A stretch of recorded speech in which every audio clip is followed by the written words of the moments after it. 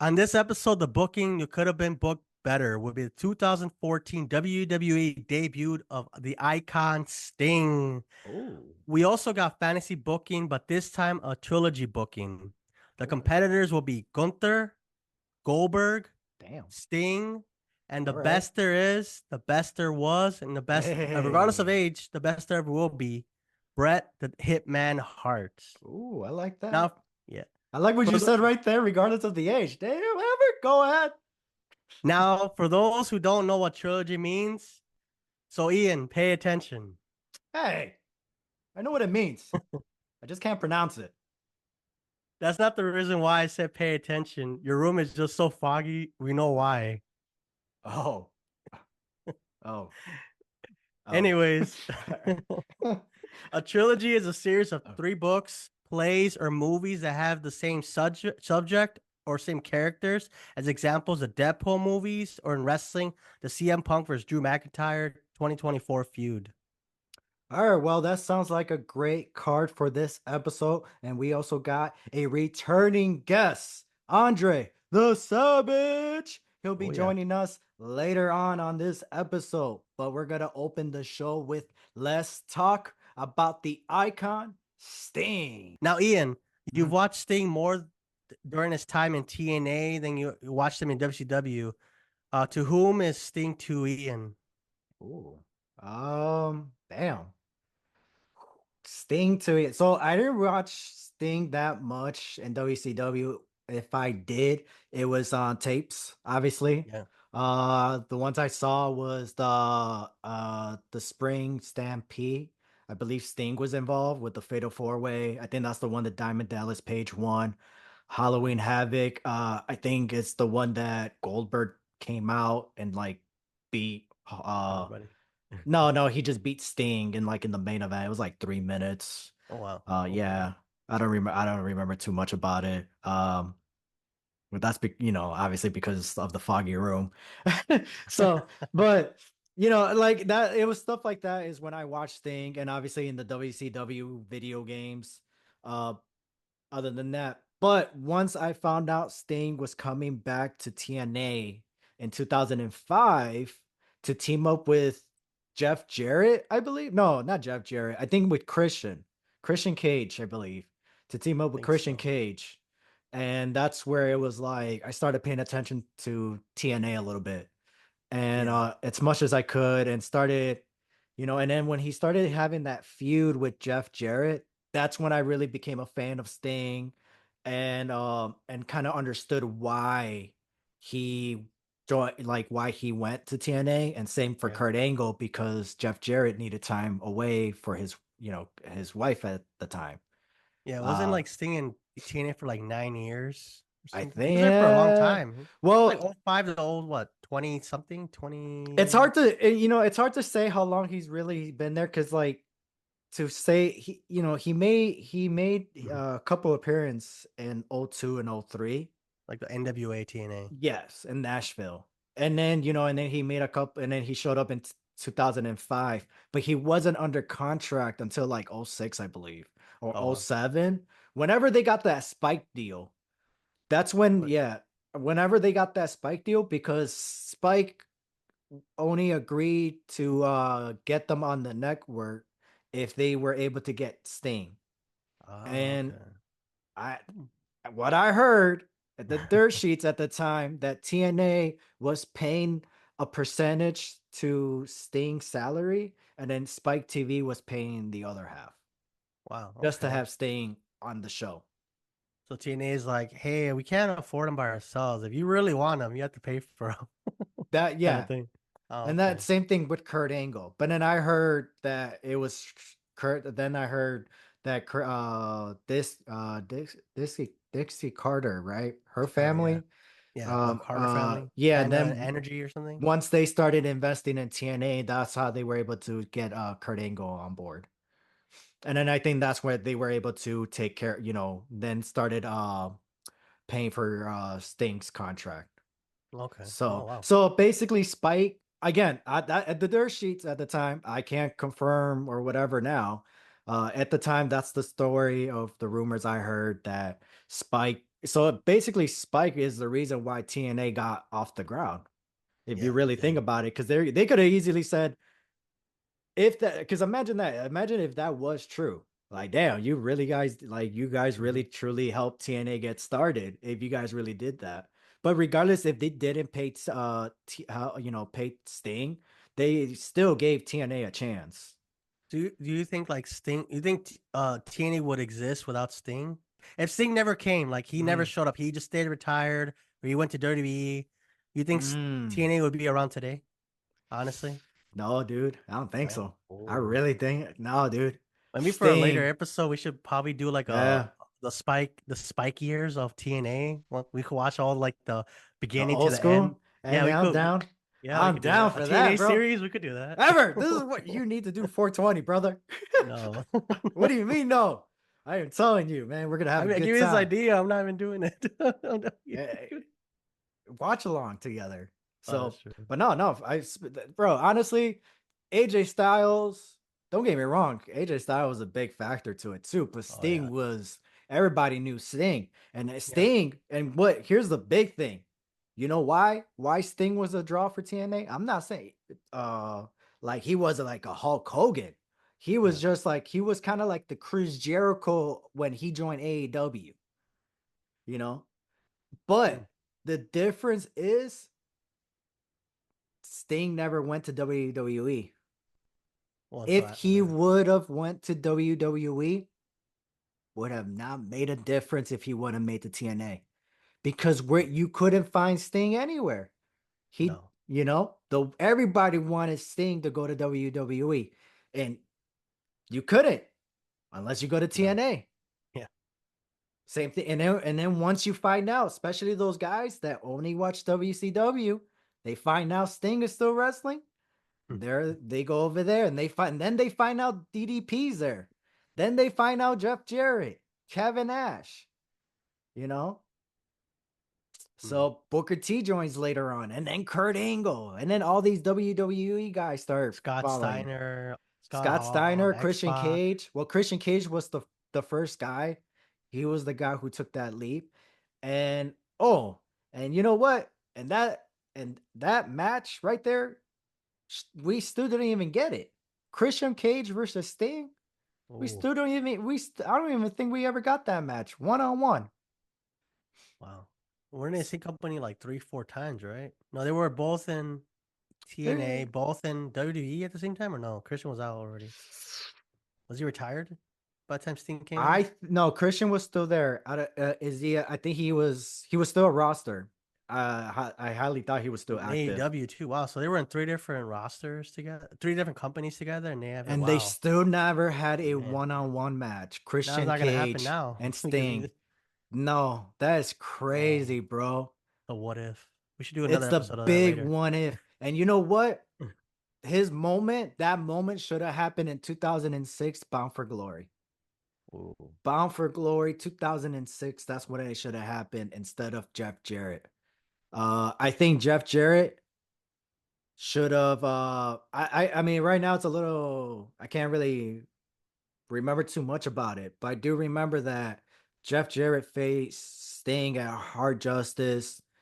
Christian Cage screwed Sting, and I hmm. felt like that was the okay because I thought the messed up part was they didn't even face each other at Bound for Glory. They didn't even face each other at all. You know Wow, what I mean? So lost it was just like, opportunity. why'd you screw him?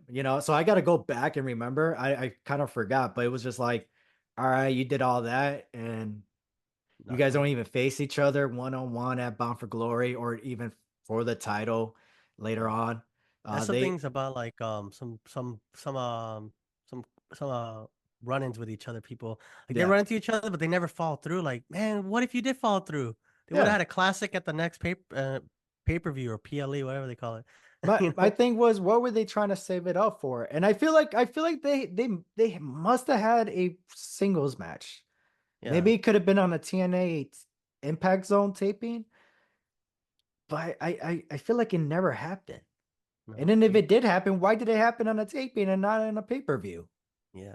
What's the next pay-per-view after that? Like Bound for Glory was October? Genesis. Oh, Genesis. I don't know. Genesis, Maybe and then Sting faced Abyss for the NWA World Title, where he lost the title by disqualification to Abyss.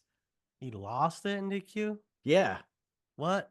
I think you're supposed to retain it if no, you in DQ. TNA at that time, you What could the lose the hell? title by disqualification against Abyss, bro. It's like, why are you not having a no disqualification match with Abyss? Yeah, that's like the. I would feel like it should be the opposite around, where it's like, oh, this proves that a bit like if Abyss was world champion, and it's like, oh, this proves that you can't have a regular wrestling match because you got yourself disqualified, Yeah. and it costs you the world title. But So, instead, it was Sting, and it so was like, Genesis would have been better with Sting and Christian Cage. That would have been way yes, better. it And would then what have. made? What if that was a no DQ? That would have been crazy too. I think, and I forgot, I forgot who Christian Cage faced. Oh no, that was oh yeah, Christian Cage faced AJ Styles instead. Ooh. It was a AJ great Styles. match, but it was just like, Yeah. yeah, I feel like that's Edge Christian should have faced Sting instead.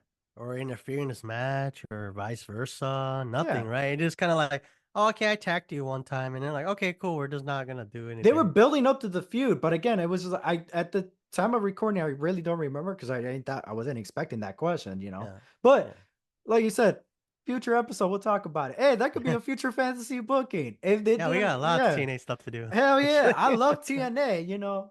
Total non-stop action and the rated R version. So, but anyways, like I said, later on, we got the booking. The that could have been booked better. Fantasy booking and the trilogy booking. Ooh, okay. So we're just waiting on Andre the Savage to be joining us. Ever here, I want to take this time to remind everyone to please like and subscribe for Spotify and Apple. Hit that 5-star frog splash review. You're listening to New Entry Wrestling Podcast. Now let's get back to this episode. It is time for fantasy booking. Let's go, Ever. The competitors will be Gunther, Goldberg, Sting, and the best there is, the best there was, and regardless of age, the best there ever will be, Bret the Hitman Hart. Let's start with the opening match, Bret Hart versus Goldberg. Welcome back to the show, Andre the Savage. But Andre, are you ready? Because he got a smile. He's Oh like, yeah. he's like, you know why I'm on. Well, let me He's see. You got like, the Hitman. You got the Hitman shades or what? Let me see. he got the Yo. shades on. So Woo. you guys are gonna be like, what the fuck when I give you my answer? All right. I wouldn't book it. No, not. See, here's the reason why.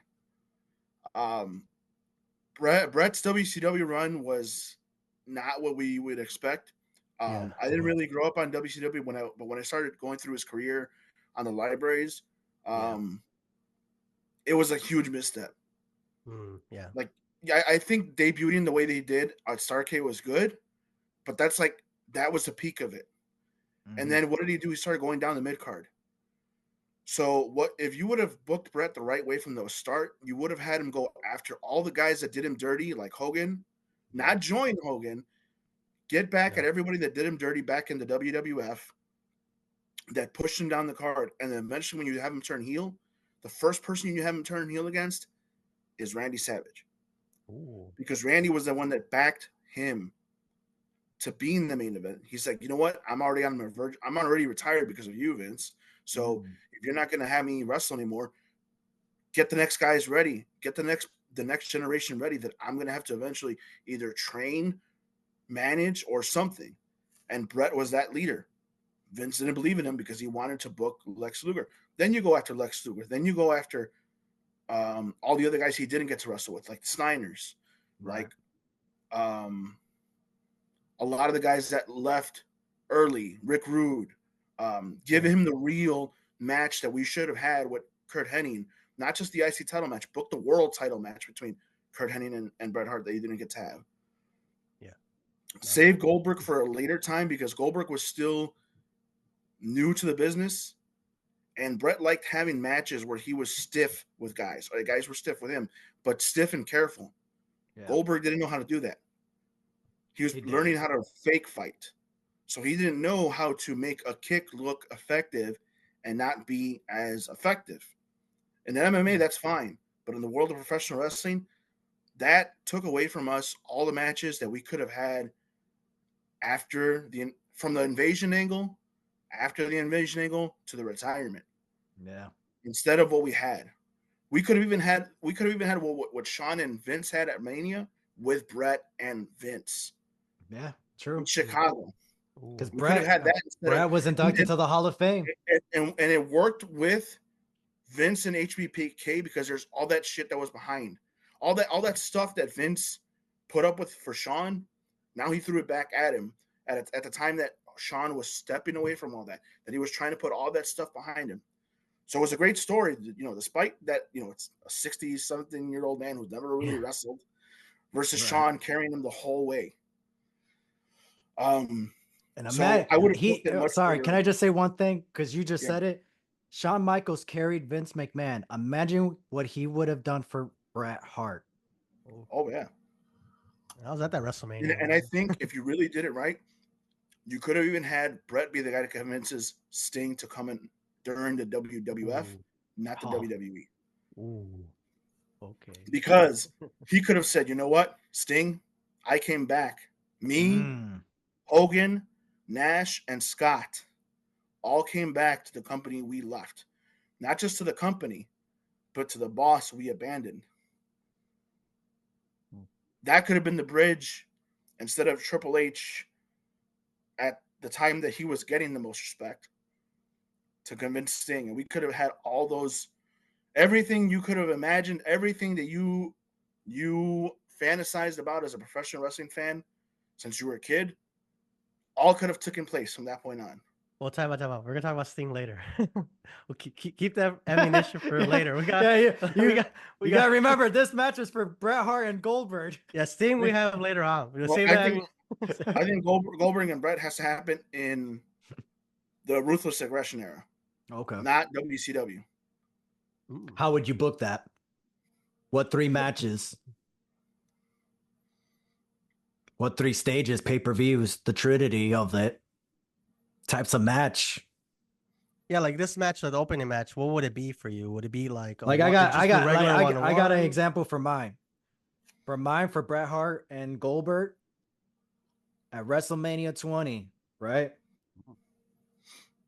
That will be the first time they will face each other, because at the Royal Rumble that year, I don't remember how Goldberg got eliminated. I think he got like Brock Lesnar he interrupted him or interfered or something, and then Kurt Angle eliminated. Something similar that way, but with Bret Hart. Just Bret Hart leading up to the match. Again, healthy Bret Hart. Leaning up to WrestleMania, and that's where we get the first time. Well, not first time ever, but like the first time they made ever since Starrcade.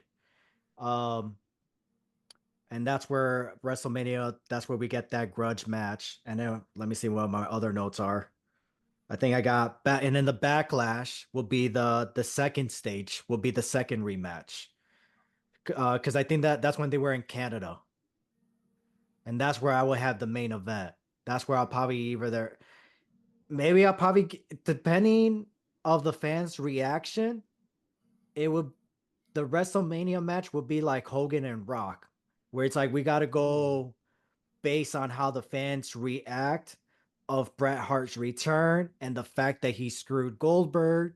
It really plays out on that, because I really want Bret Hart to get the win in Canada at Backlash. So WrestleMania doesn't really matter to me, because at Vengeance, that's where it's like Vengeance is going to be the biggest pay-per-view for me. Vengeance is where it's like that's the one that not Goldberg, Bret Hart is going to win. Vengeance, because it's like the name of the pay-per-view. You finally get Vengeance, and it's going to happen inside Hell in a Cell. So that's how I would do it for the Trinity for Backlash. If I had the opportunity to book it that way, that's how I would do it at that time and era for Bret Hart versus Goldberg. I don't know if you guys agreed or disagree. regardless you guys like it or not. I mean, I'm booking it that way. But what'd you guys think about it though? A hit or a miss? Be honest. Be honest. I like the fact that you're including Canada because it has to kind of happen in Canada. Um, like I said, you're kind of picking that around the same timeline. Also, I'm saying ruthless aggression time because that's around the time that I think Goldberg was already starting to learn how to be more safe in the ring. Yeah. But the company was changing at that time for Goldberg to say, I'm out. That he didn't. I know we talked about in the previous episode that he agreed to just 1 year term. But yeah, because he wanted to go out in the sunset. Yeah, but he So was willing to stay, but then the direction of the company, he said no. Yeah, because a lot of people forget he actually came back to Raw after WrestleMania. Yeah. Because that's when Austin ended up stunning him Wow. the second time in the ring after he had a beer bash with him. Yeah, I remember that. He had that match with Mark Henry on Raw, put Mark Henry out, then him and Austin had a beer celebration before Austin stunned him, and then that's when you last saw them both in the ring for a long time. Wow. Together, at least. So Goldberg's last match was the Raw after WrestleMania? Oh, I don't remember that. Yeah, I don't know that either. I totally forgot about it. I have no memory of that. I have no memory of that. Just pay-per-views. That's how long it's been. Yeah, just pay-per-views. So yeah, I think I would still book it around that time, or any time where Canada is involved. So like in my case, I would have done it around 04 is like the best time because I think they were before SummerSlam. So what was the pay-per-view on Raw before SummerSlam? Unforgiven. No, that's after. 2004. I think the American Bash. The Great American Bash. July. That was SmackDown.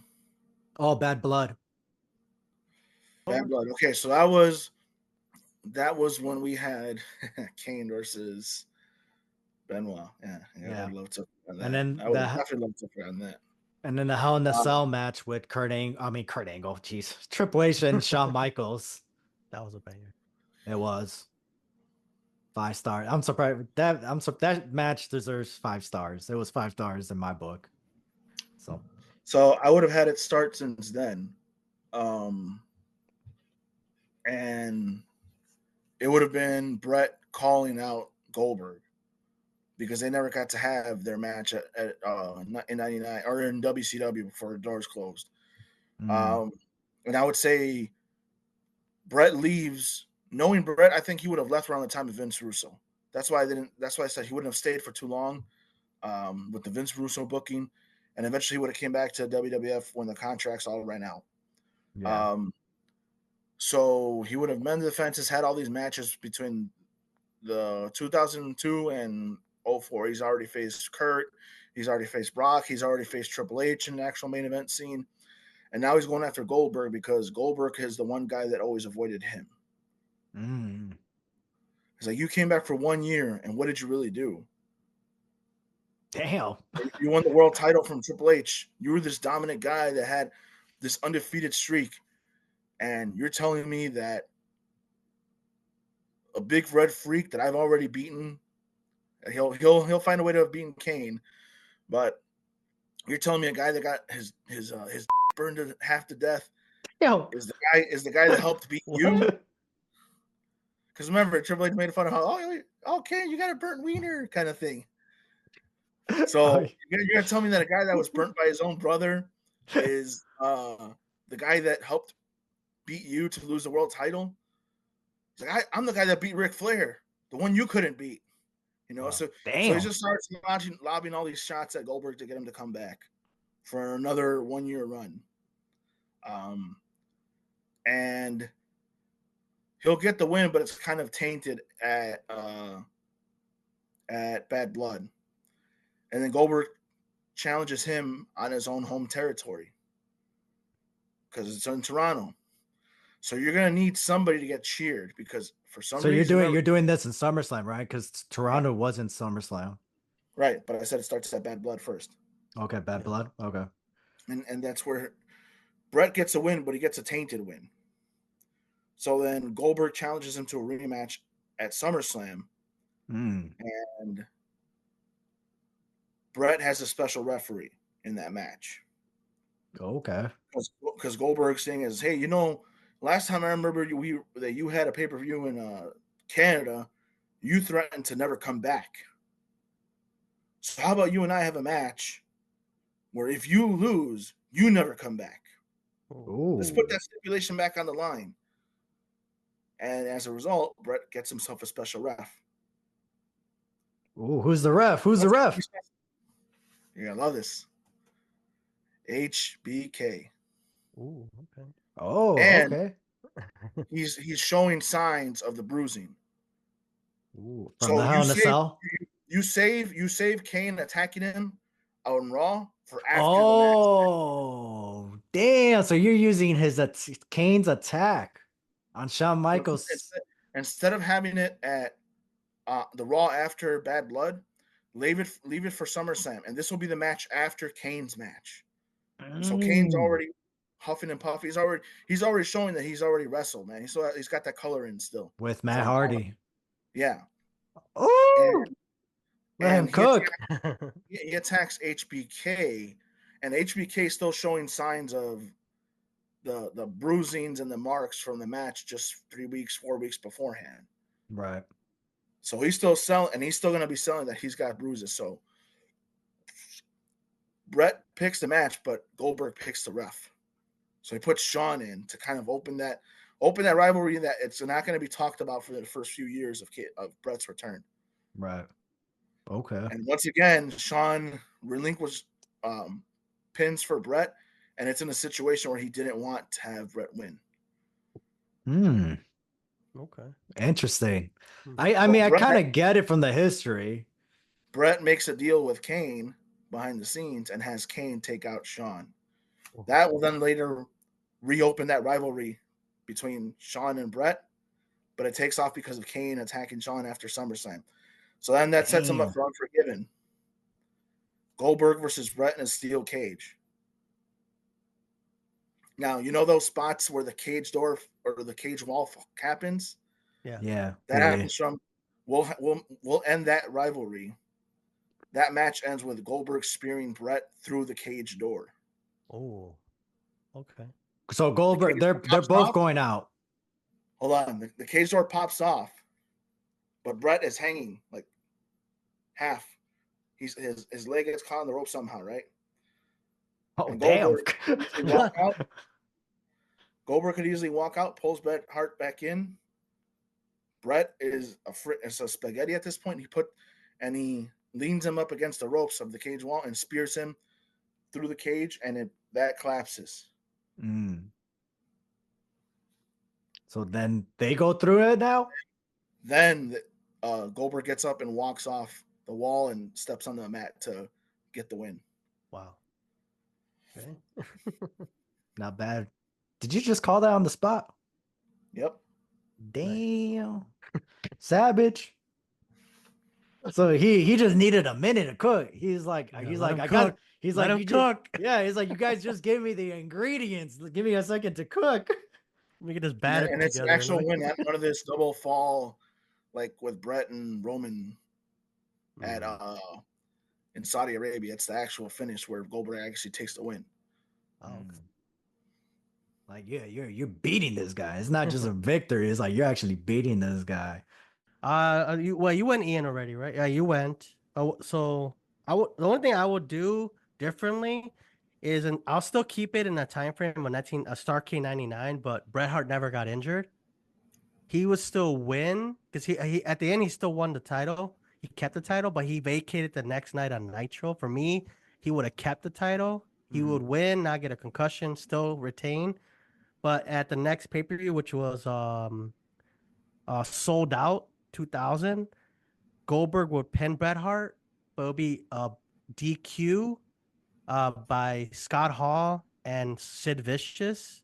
Because in the original or original What do you mean, like storyline a DQ? Like it'll be a DQ win. disqualification It'd be win? a DQ win by Okay. Goldberg. Goldberg would win by DQ. So it'd be Okay. 1-1. So the first match would still keep he start K99. Second match would be at the next pay-per-view that's sold out. But Sid Vicious and Scott Hall interfere because originally they were facing for the title later on. But then at the next pay-per-view, which was what's the next one? It was Super Brawl 2000. That's where the last match would take place. But in this match, Bret Hart was already kind of winding down by this point.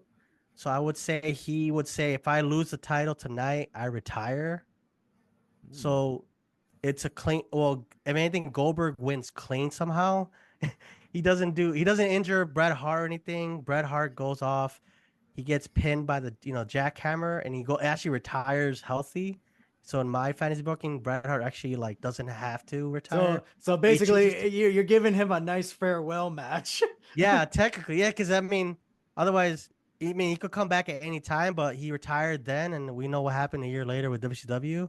Right. But in my reality, because later on, Sid Vicious would win the title in real time, but Goldberg would stay champion until a little bit longer instead of being at that Millionaires Club thing, whatever dumb thing they were doing. You know, when he split the roster into the Millionaires Club and other one? I heard about that. That would never happen. Millionaires and New Blood, that's what they were New calling Blood, them. yeah, that will never happen. But for this one, he goes off retired without injury, so he could come back WWE like 10 years later or something like that if he wanted to. I would still make him return at like WrestleMania to face Shawn Michaels like years later. And I like that because you gave Bret Hart the win, and it's like if you're going based like how it took place, like let's just say the kick did happen, but without the concussion, and it's like it's still an effect for next pay-per-view where it's like I need help. Yeah. Take care of this because what was going on? Because it wasn't Bret Hart part of the NWO at that time. So what's Scott Hall?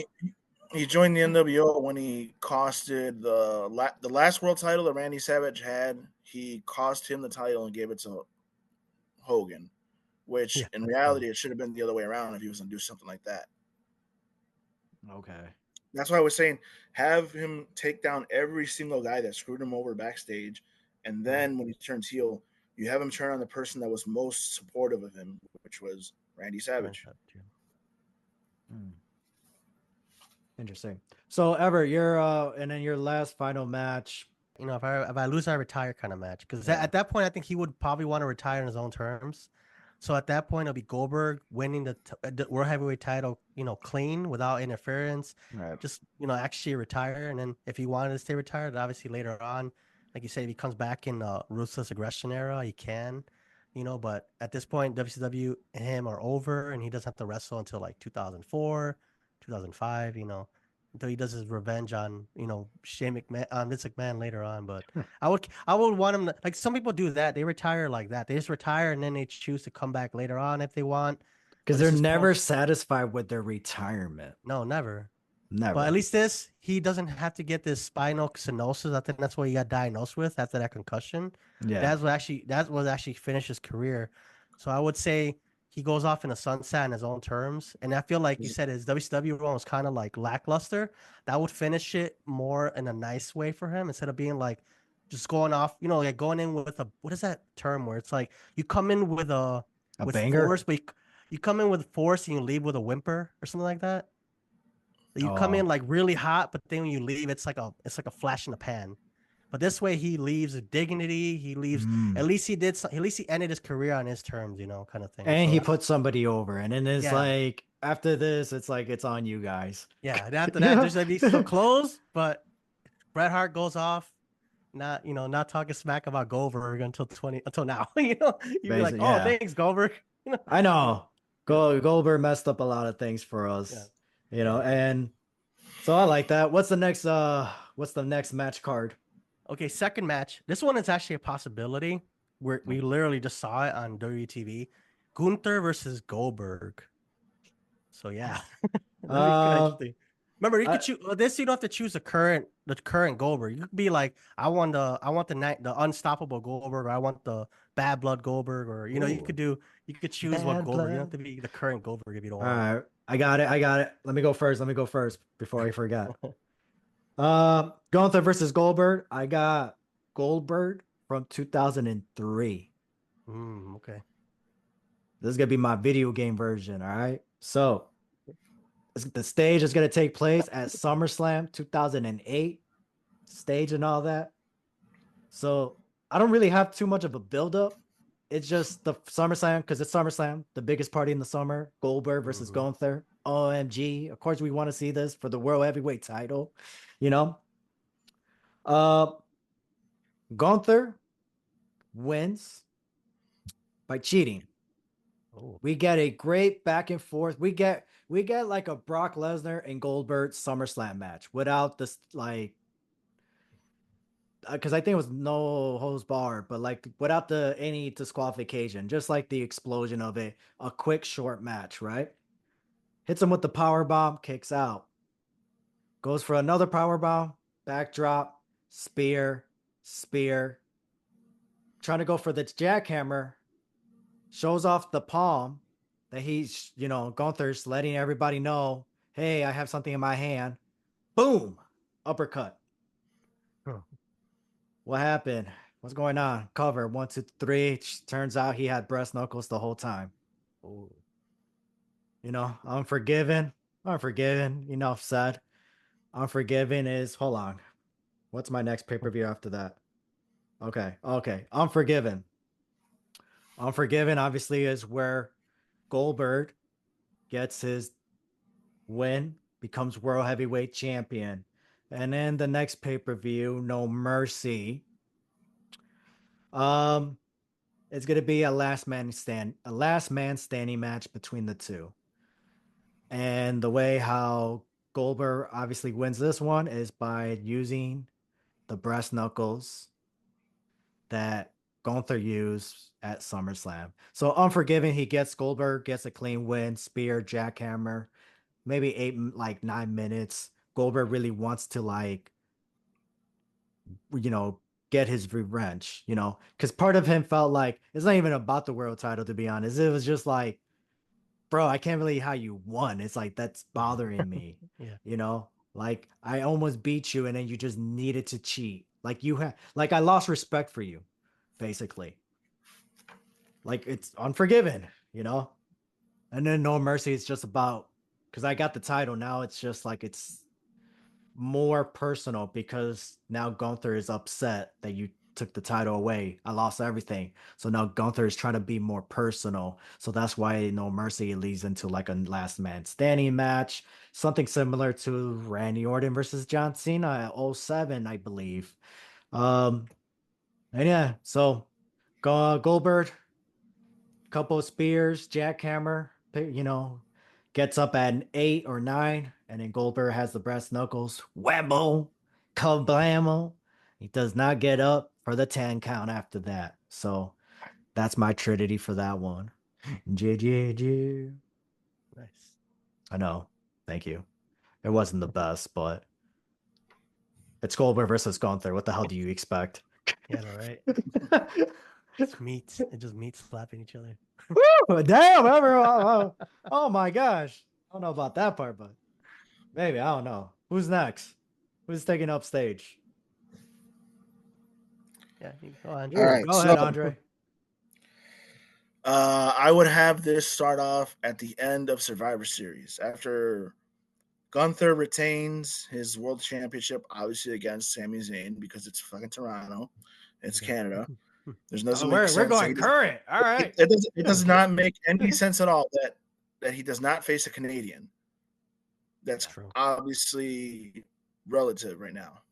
Facts. It doesn't make any sense that neither Cody or Gunther face a Canadian in the main event for their world titles. So after he eventually beats Sami Zayn, and that's official, and it's going to be the same stipulation that Brock has with Gunther, that Brock had with Roman, that after Sami loses to Gunther, he cannot challenge for the for either world championship.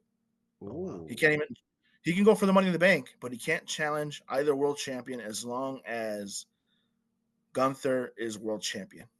That's going to be the stipulation for Survivor Series.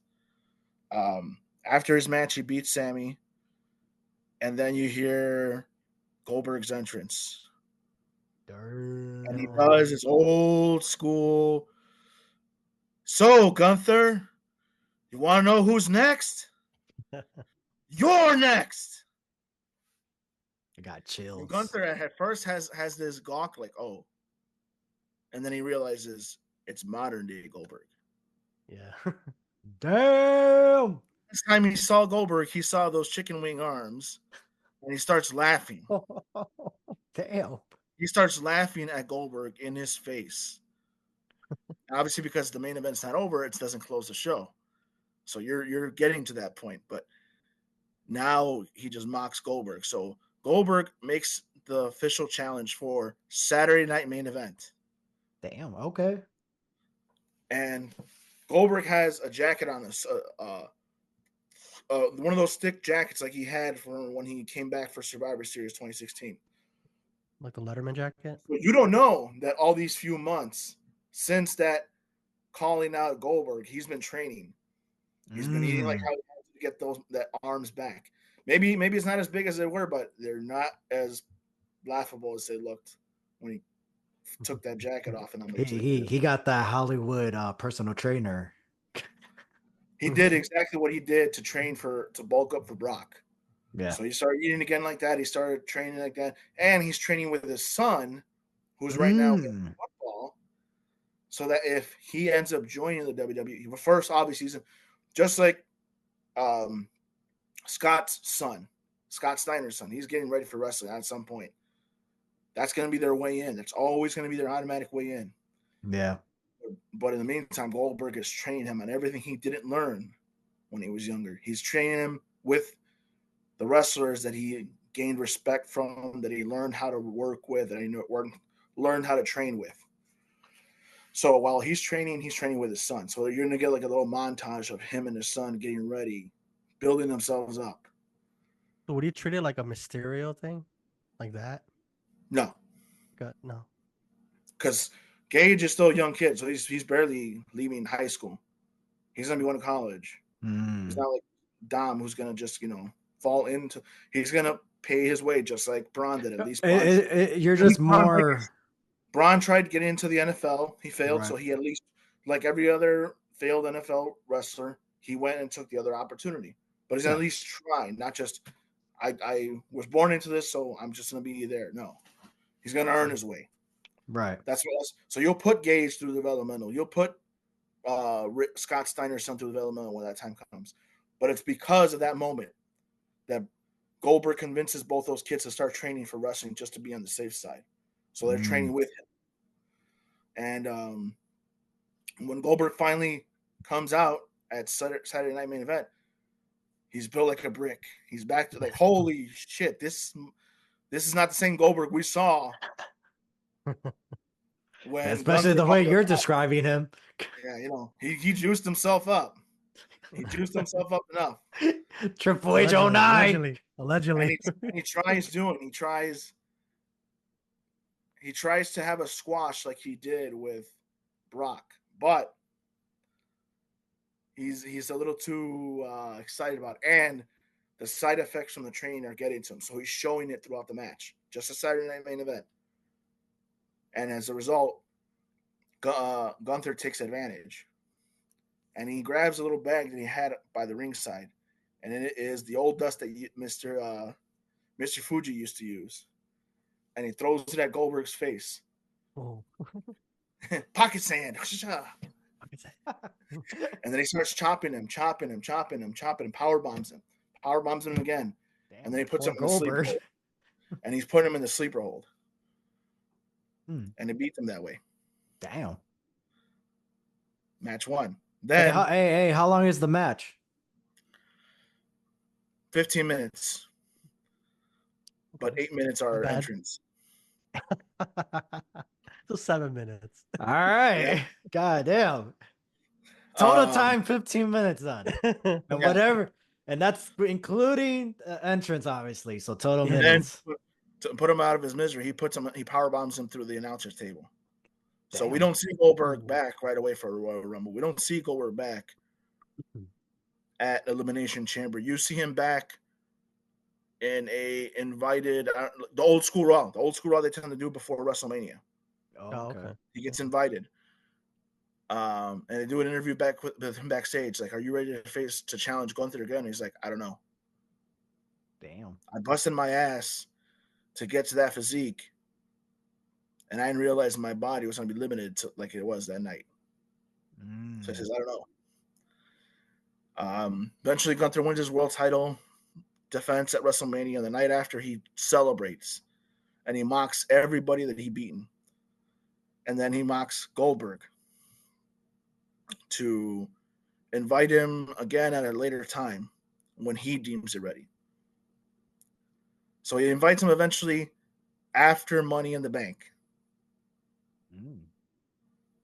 because he wants him to watch him be the guy that went from winning the crown to winning the world championship and beating everybody, including him, doing something he should have done as a world champion when he came back to the WWE. Damn. Have an actual run. Damn. Not just face one guy. True. One feud with that title.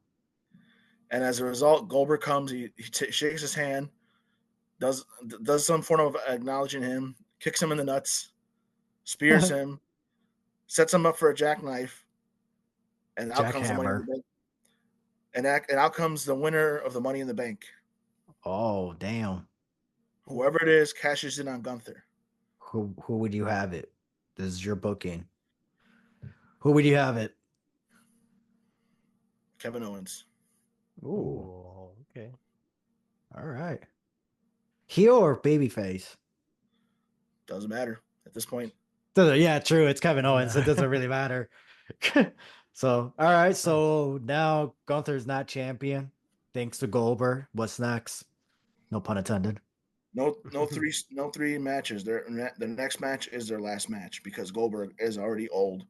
He's already shown that it took a lot for him to get juiced up that way, and then to have to maintain that physique for one more match. And it would literally have to be a squash match. It's gonna be a retirement match regardless if he wins or loses. Okay. I would say have him win. If I was forced to do it that way, where it's like, hey, this is how Goldberg wants to do it. And it's not going to be at SummerSlam. It ends up in Saudi Arabia because Saudi Arabia always wants to have those type of matches. Yeah. Okay.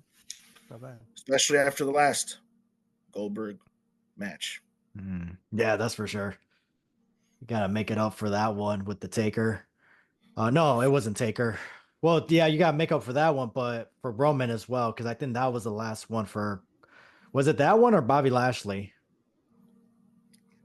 Both, but at least I think he beat Bobby Lashley because Bobby Lashley had already lost the title. Yeah, he beat Bobby Lashley because remember Bobby Lashley put his son in the sleeper hold. Oh yeah, and then that's when Big E was champion. So yeah. Oh yeah. Goldberg did win because he speared Bobby Lashley through the table, off the stage through a table. So I was actually thinking more of the Undertaker match. Yeah, I totally forgot about that.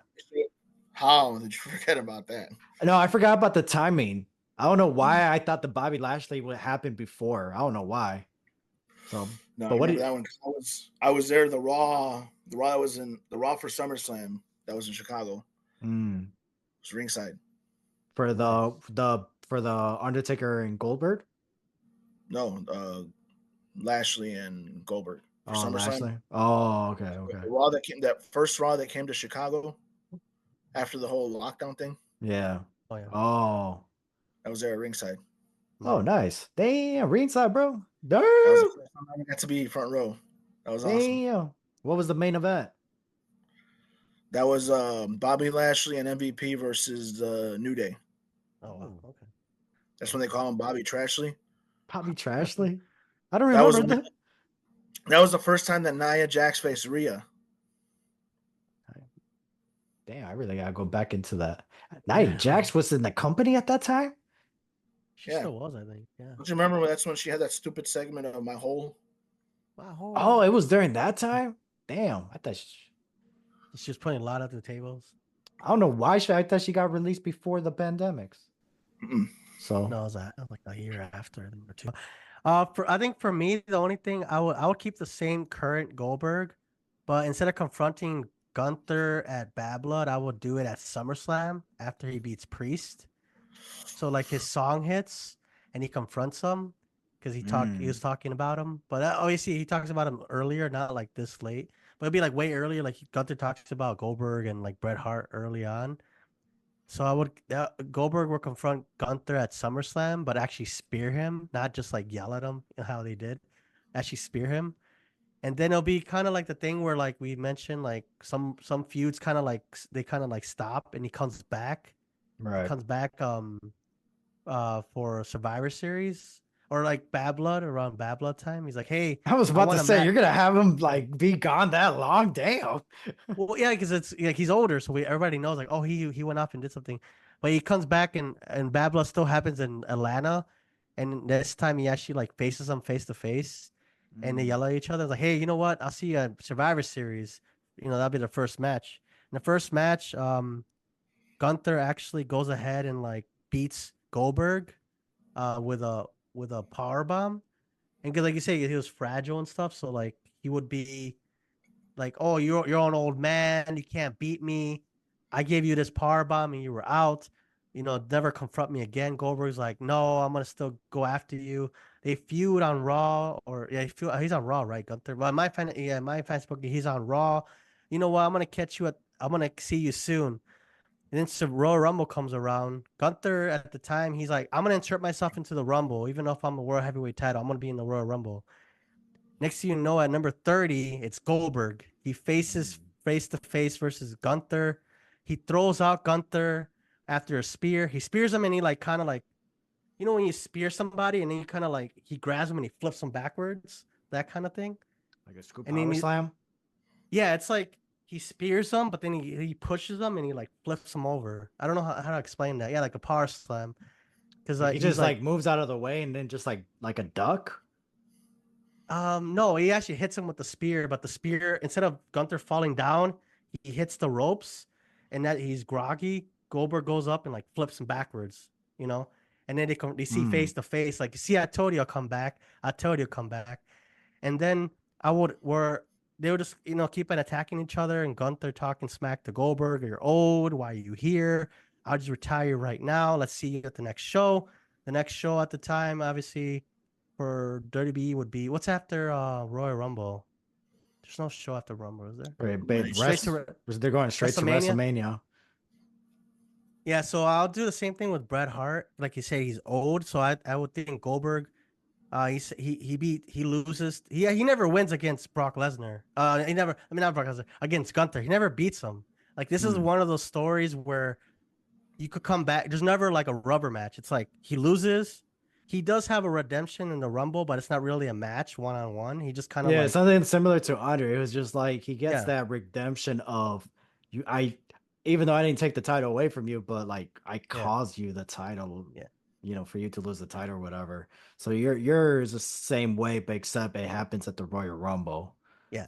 And then at WrestleMania, they have a match, and Gunther still beats Goldberg. He beats him with a power bomb multiple times just to make sure, like, you don't want to beat him with one power bomb. It's like three or four. And he's Mm. like, stay down, old man, stay down. And then he stays down. It's 1, 2, 3. And then Goldberg's like, this is it. I can't hang out with these guys anymore.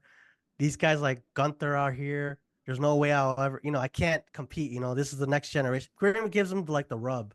Like, hey, Mm. like this guy, he's gonna be the champion for a long time. But He's Goldberg never legit. beats him. Yeah. He never, it's more like a veteran helping a younger guy. Obviously, Gunther's been around for a while, but in WWE terms, he's still a young guy, Gunther, compared to most. So it's kind Right. of like the rub where Goldberg is like, this is the next, he'd be a champion for the next foreseeable future. Kind It's of thing. like something that it's like the least he could do. Yeah. So it wouldn't be that thing where the old man beats the young guy, or he's like, I'm gonna be champion. It's gonna be like, I'm gonna put him over.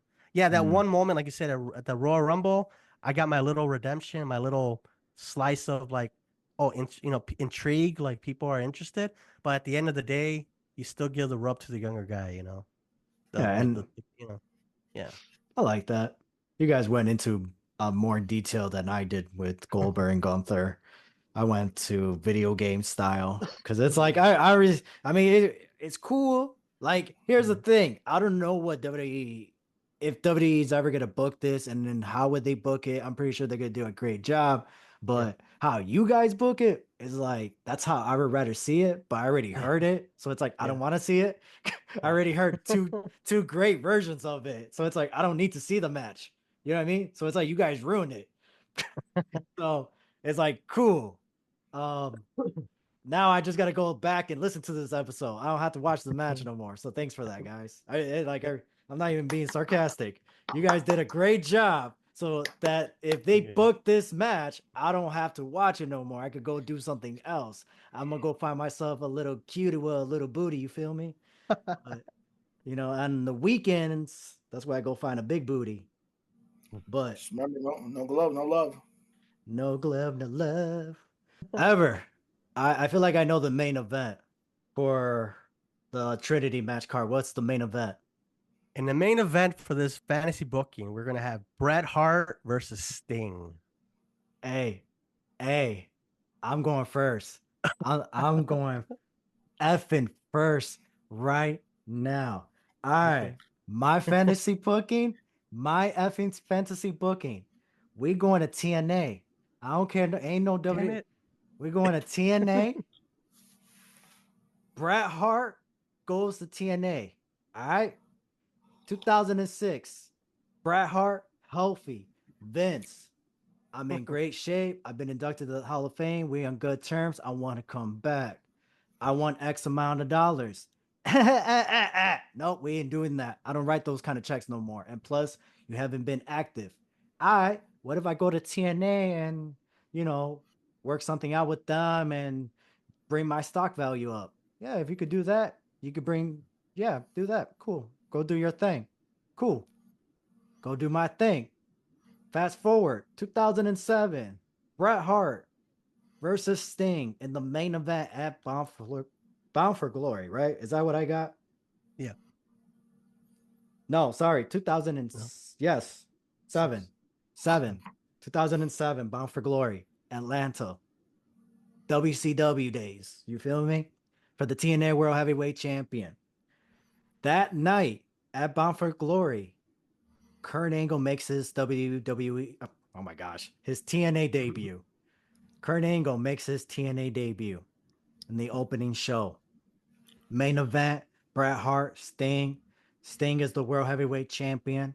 Bret Hart takes the title. We go on to the next pay-per-view, Genesis 2007. We're going to Texas, baby. Main event once again, Sting versus Bret Hart. Now, as the producer, as the booker, this match, I'm going to tell them, hey, that match, I want a friendly competition. Bound for Glory, I want a Shawn Michaels, Bret Hart. I want that Randy Savage, Hulk Hogan feud. You guys were good friends, old friends. You guys are facing again. The last time you guys faced each other was Halloween Havoc or whatever it was. That's the only one, my favorite match I know. Genesis is more of a friendly competition because we got Booker T as the special guest enforcer, or yes, referee, whatever. After that, Bret Hart gets the win.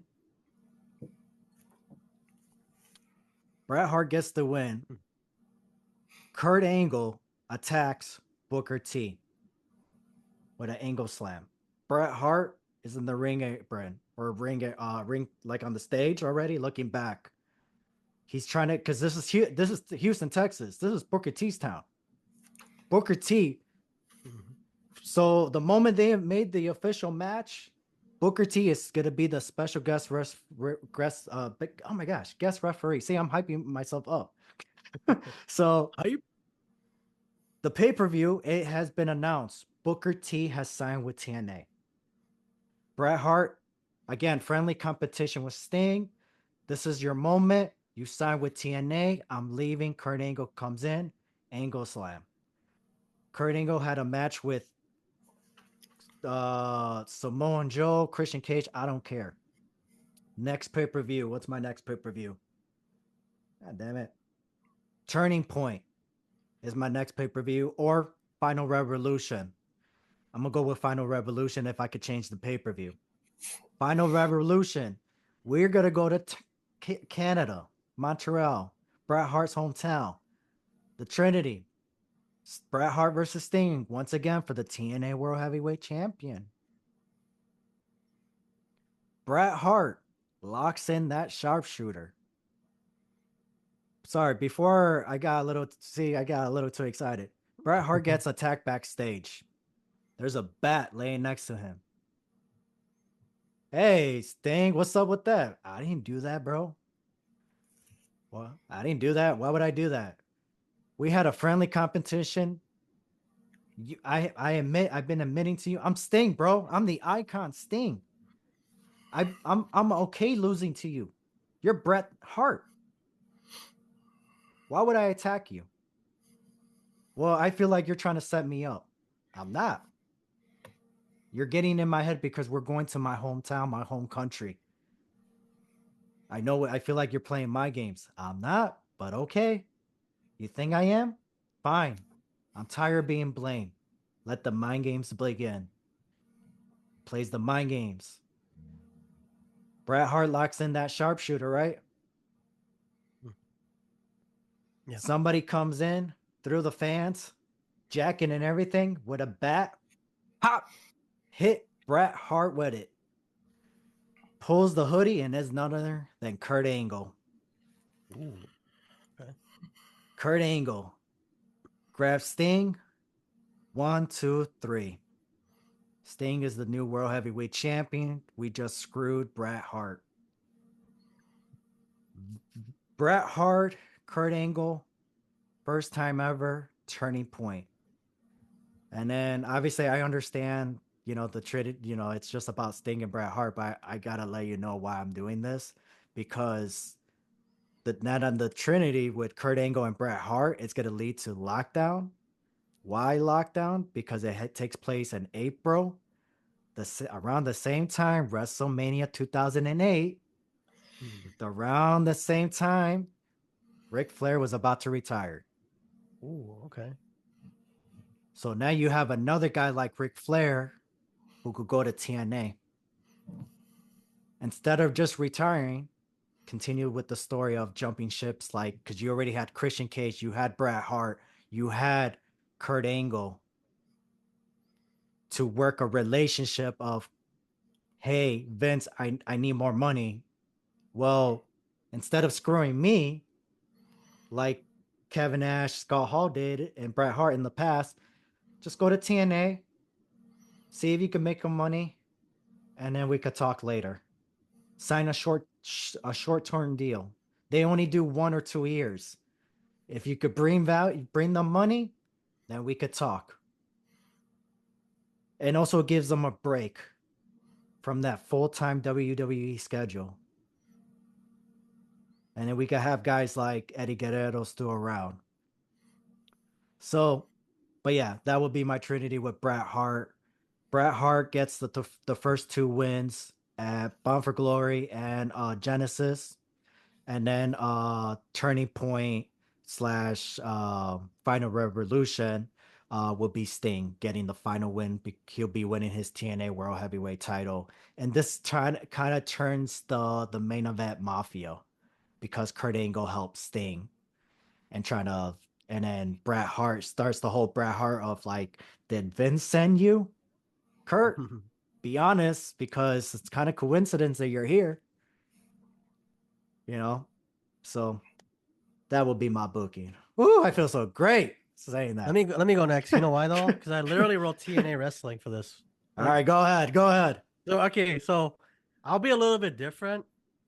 For me, I would start the feud in 2009. So this is like the prime time of main event Mafia. So at this time, I would make him debut at Against All Odds. I think it was in February, right? 2009, Yeah. where he's like introduced as a special guest. Like for like the TNA people, TNA company, the company of TNA. He comes out, and then Sting comes out just because it's an old friend. They're probably all friends, and in WCW, like, hey, good to see you, man. Good to see you. And Bret Hart's like, hey, I never got that match against you that I really wanted. I think 'cause they never faced each other in WCW, right? Maybe once, I think for the world title, or For no? who? Bret Bret Hart Hart. and Sting. For the WCW title, I don't recall, but like for the United No. States title, yes. Okay, so for me at Against All Odds, it'll be more like, hey, we never had that match one on one. So it's like kind of like a welcome to Bret Hart, like, hey, welcome to join us to the show. But then they kind of confront Sting, like, hey, you never really had a match with me, like for that world title or a world title. Like, okay, you want to go? Like, let's do it. But you go to right away to Destination X. That's more of an X division title, but they still kind of like are friendly terms. But eventually, Bret Hart turns heel against Sting. He attacks him several times. Mm. And then at Lockdown, that's the first match because it's a steel cage match. I would still have Sting go over, winning like cleanly, but like still kind of like Bret Hart's like, well, this doesn't count because it was a steel cage. I want to beat you in the ring I want to do a sharpshooter on you. Until I hit a sharpshooter, that's when I'll leave this company. So That that's that kind of like sound, that sounds like Bret Hart. It's like, yeah, it's not a exactly. technical wrestling match. It's a Yeah, steel cage. It's a gimmick match. It doesn't really count. exactly. It So sounds it's like kind of for Bret. him, it's like that's kind of like the storyline. Like the storyline is that the only way Bret Hart will ever leave TNA is if he beats Sting with the sharpshooter, right? Sharpshooter. So they keep going to feud.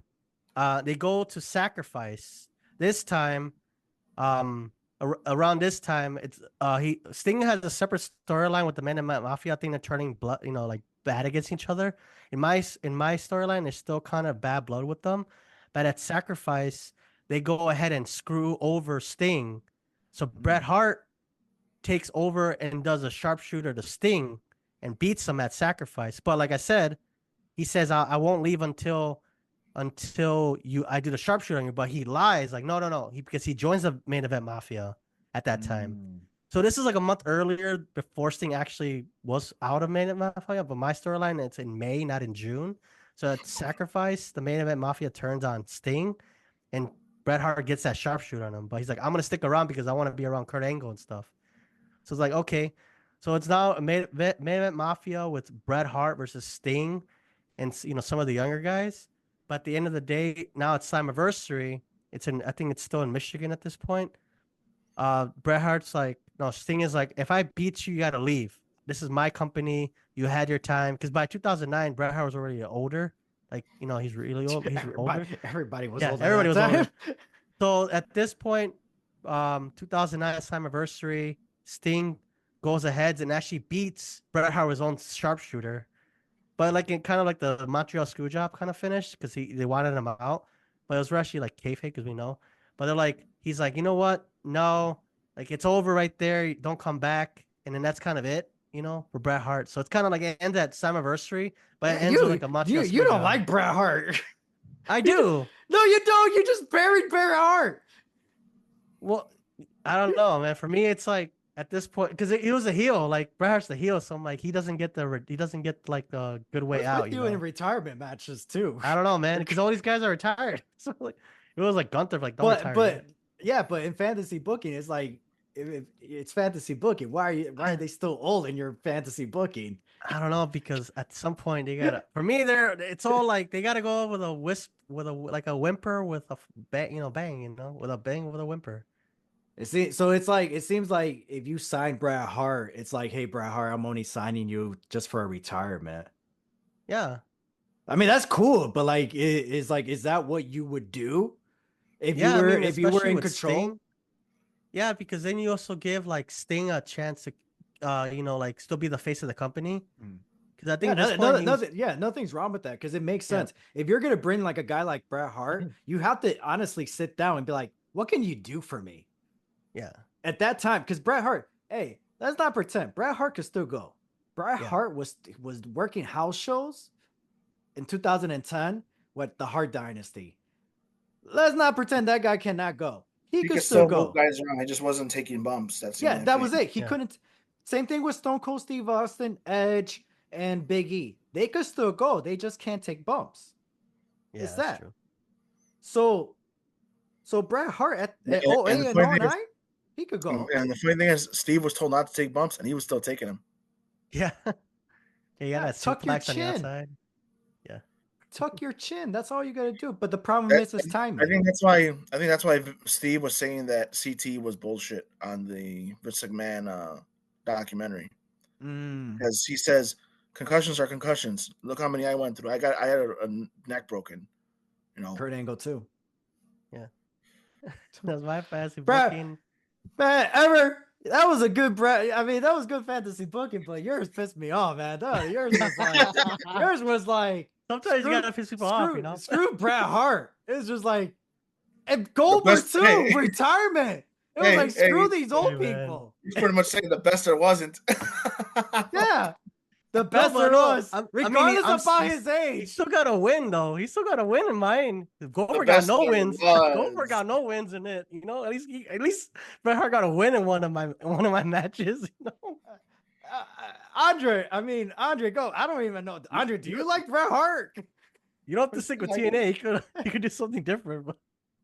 God damn. And you use TNA too. Well, I wrote it down like TNA wrestling. He's gonna go after First the of World all, Heavyweight title. Destination X at that time, it was all limits. The whole limit thing really? started at 11. Okay. Thanks to Eric Bischoff. Screw that. I would for my fantasy booking, I'll still keep Destination X like a X Division thing. So 2009 for me was still X Division. Yeah. Okay, fair enough. But God, poor Bret Hart. God damn. I know what part of the episode I'm skipping.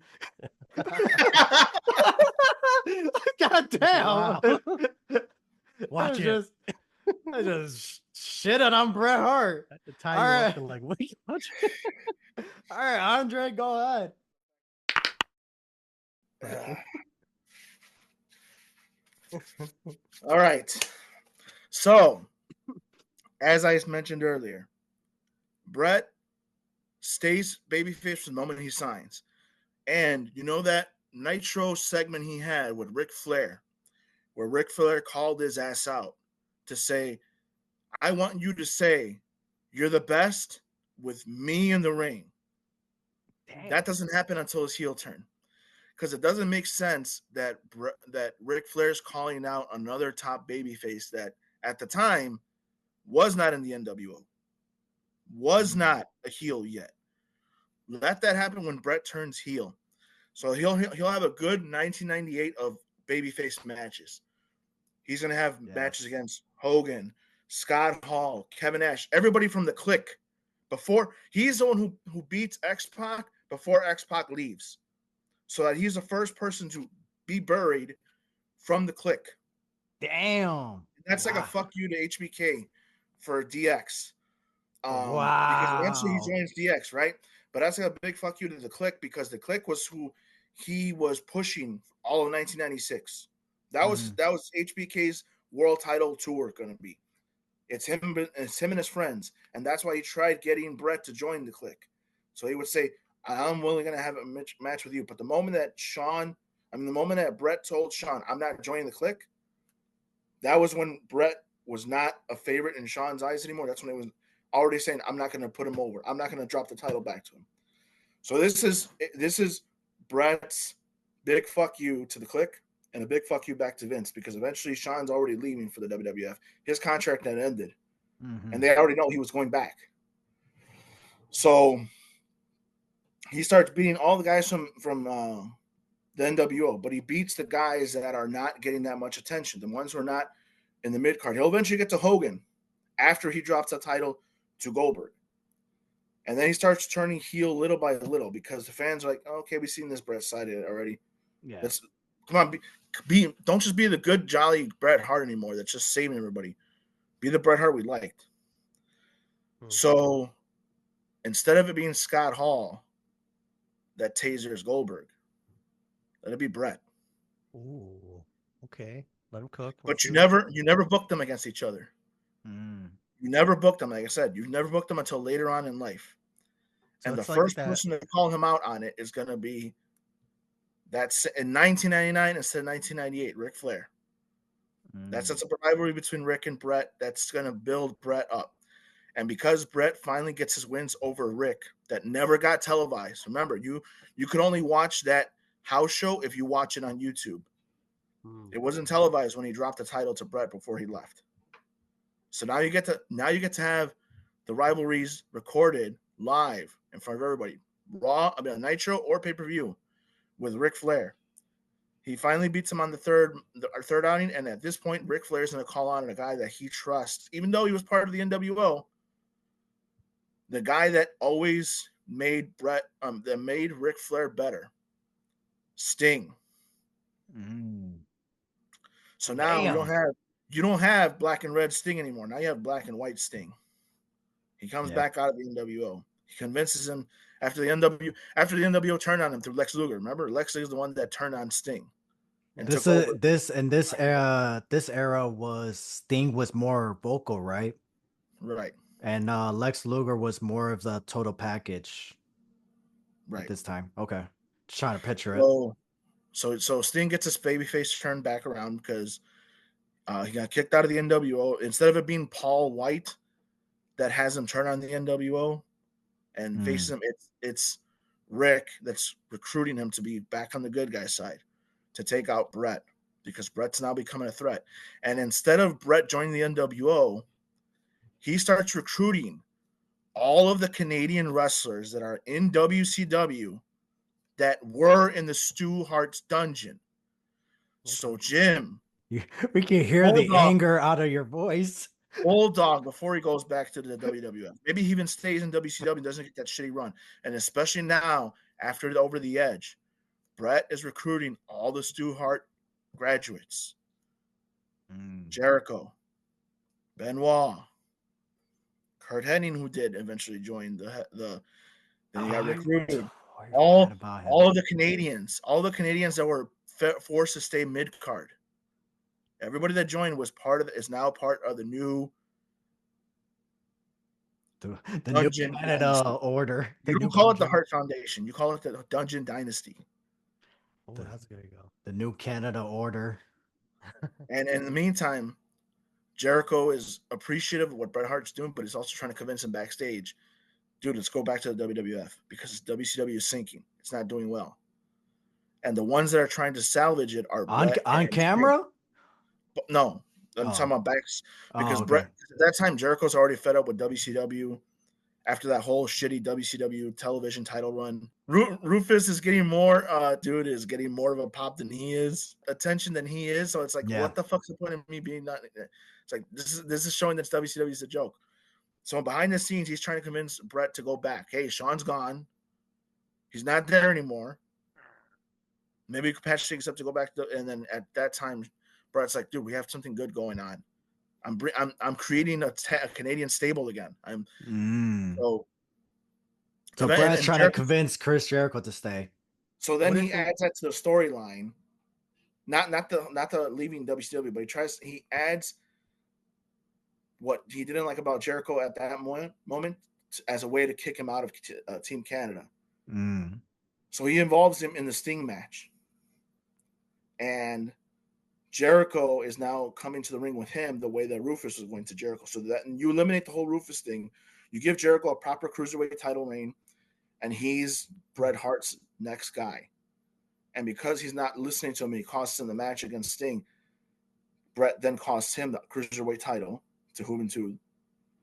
And he has Team Canada attack him and kick him out. This way, Jericho leaves for the summer, and now he joins the World Wrestling Federation. You keep that going because that's eventually what leads to all the WCW guys going to the WWF. One Wall, the Radicals. So eventually, little by little, you start kicking the guys out of Team Dungeon because they're costing Bret matches. But so it's a Great American Bash where he kicks out Jericho. He has the U.S. title run because the WCW title at that time, I think it's between Hogan and Flair, if I'm not mistaken, in 1999. Because that's when Hollywood Hogan comes back. That's when they disband the red and yellow, right? Right. So while he's with the U.S. title, before he gets the world title, he's branding it the way that he's doing what Lance Storm did. Instead of calling the Canadian title, he calls it the North American Championship. Okay. Kind of a lineage to the NWA North American title. Oh, I like that. Okay. So it focuses off the U.S. side. So because he always hated the WWF as a heel and as a face, no, he acknowledged it, but he still showed more love to Canada. The next match is going to be Fall Brawl between him and Sting. And Sting cost him the North American Championship. And then whoever the next guy is, I think at that point it's either a back and forth between Booker T and I think Scott after they went away with the TV title. I think Booker T is one of the next guys to win the U.S. title before it goes to Scott Hall. So I remember around that time, those were the guys that were going over the U.S. title once Bret dropped it. And their final match is before Starrcade. So that gives you the opportunity to crown other world champions instead of Bret. So that their face-off is a submission match. The first match he loses it because of Jericho. First match was at Great American Bash, right? Right. Okay. And that's where he cost Jericho the Cruiserweight title. So that sets up their next match at Fall Brawl. They don't get the summer match. Yeah, because WCW never really did rematches back to back that often. No.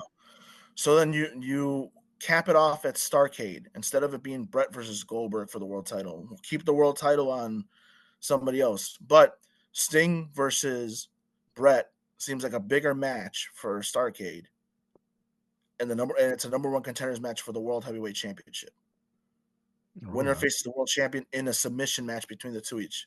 Because we'll say that in the Fall Brawl match, Bret has that submission hold on Sting, but Sting's passed out. So he was knocked out, but he, like the way Austin was at WrestleMania 13, but he never tapped out. Oh, so just passed out from the pain. Right. Okay. So this sets up a match between Bret and Sting in a submissions only match. 30-minute, winner gets the world title shot at the January pay-per-view in 2000.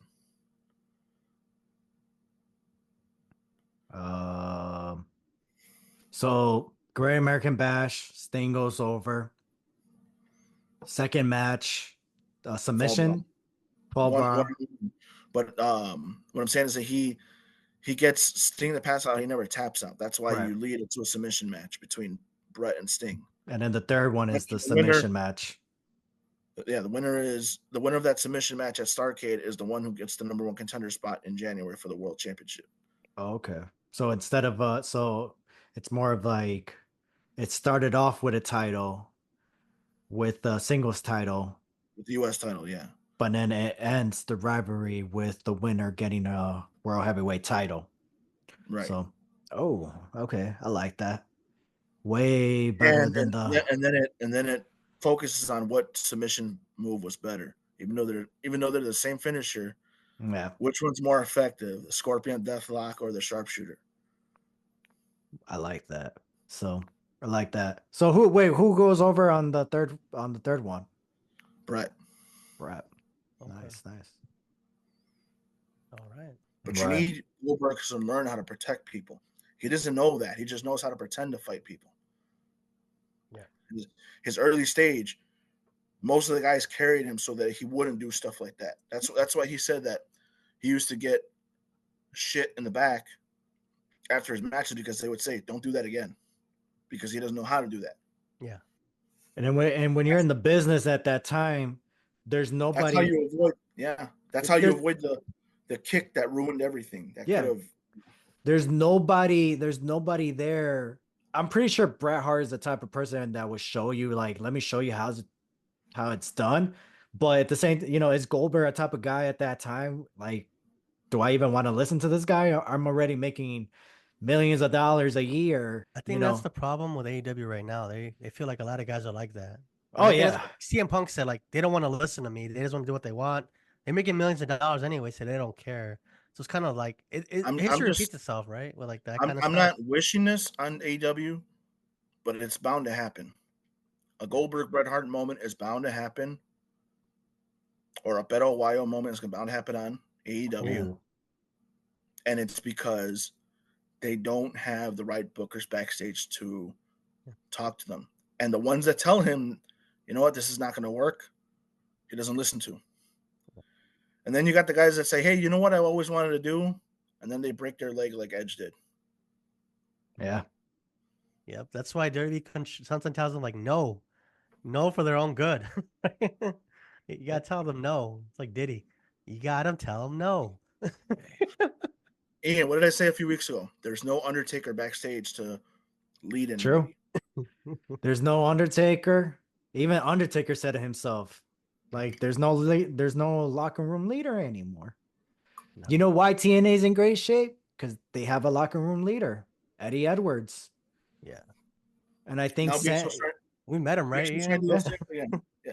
Big Show's trying to do those things again that they always tell him, stop doing those things. Okay, you're gonna get a pop for every now and then, but it's like, okay, why are you limiting yourself to this? And then when they expect more out of you, you're gonna do it, and then you're gonna hurt yourself, and then you can't do it. A perfect example when it comes to pops and these moments. Petey Williams, Canadian Destroyer. Yeah. They messed that up, huh? They use it. When that move happened, did he become a millionaire? No. Nope. He's a producer right now, WWE. But it wasn't for that move. It was because of his producing job in TNA that got his role in WWE. But the Canadian Destroyer is what did help him keep getting jobs in the indies. And didn't get him to WWE. So these indie wrestlers, these independent, because that's what they are. It's all indie wrestlers until they learn that, and they never will. It's gonna take a whole. They're overdoing it to get a reaction. Wrestling needs a cleansing, and that's what's gonna happen. When is it gonna happen? We don't know, but it's gonna happen. Yeah. There's gonna be a moment. And you know what else we need? A Ring of Honor, and because you had the real Ring of Honor. You had not the one now. You had the indies. You had the indies where you wrestle in front of 5 fans, where you make, the place that you get trained at. And then there's the other indies where you could make a couple $100. And then there's the ones where like they hire the talent, the former WWE guys. Then you have Ring of Honor. Then you had TNA, then you had WWE. And then you have the middle, like NWA. Sometimes you have some like MLW, New Japan, PWG, where you have moments of like, oh, this is the new hotspot where you could get bookings and make more money. Maybe not on booking, but maybe definitely on merch, on stuff like that, or a great place to get noticed, like PWG. We don't have a PWG no more where people could go and find these stars. That's why guys like Kevin Owens, Sami Zayn, Adam Cole, the American Wolves, the Briscoes, the Young Bucks, we all discovered everybody because of PWG and Ring of Honor. We don't have that no more. It's either Indies and AEW and MLW, TNA. We don't, you know what I mean? We don't have anything no more. That's why I didn't really like it when Tony Khan bought Ring of Honor, because all he did was make it an ECW to the AEW. Right. So we all pretty much good choices, huh? Yeah. Well, except for that Goldberg and Gunther one that you had.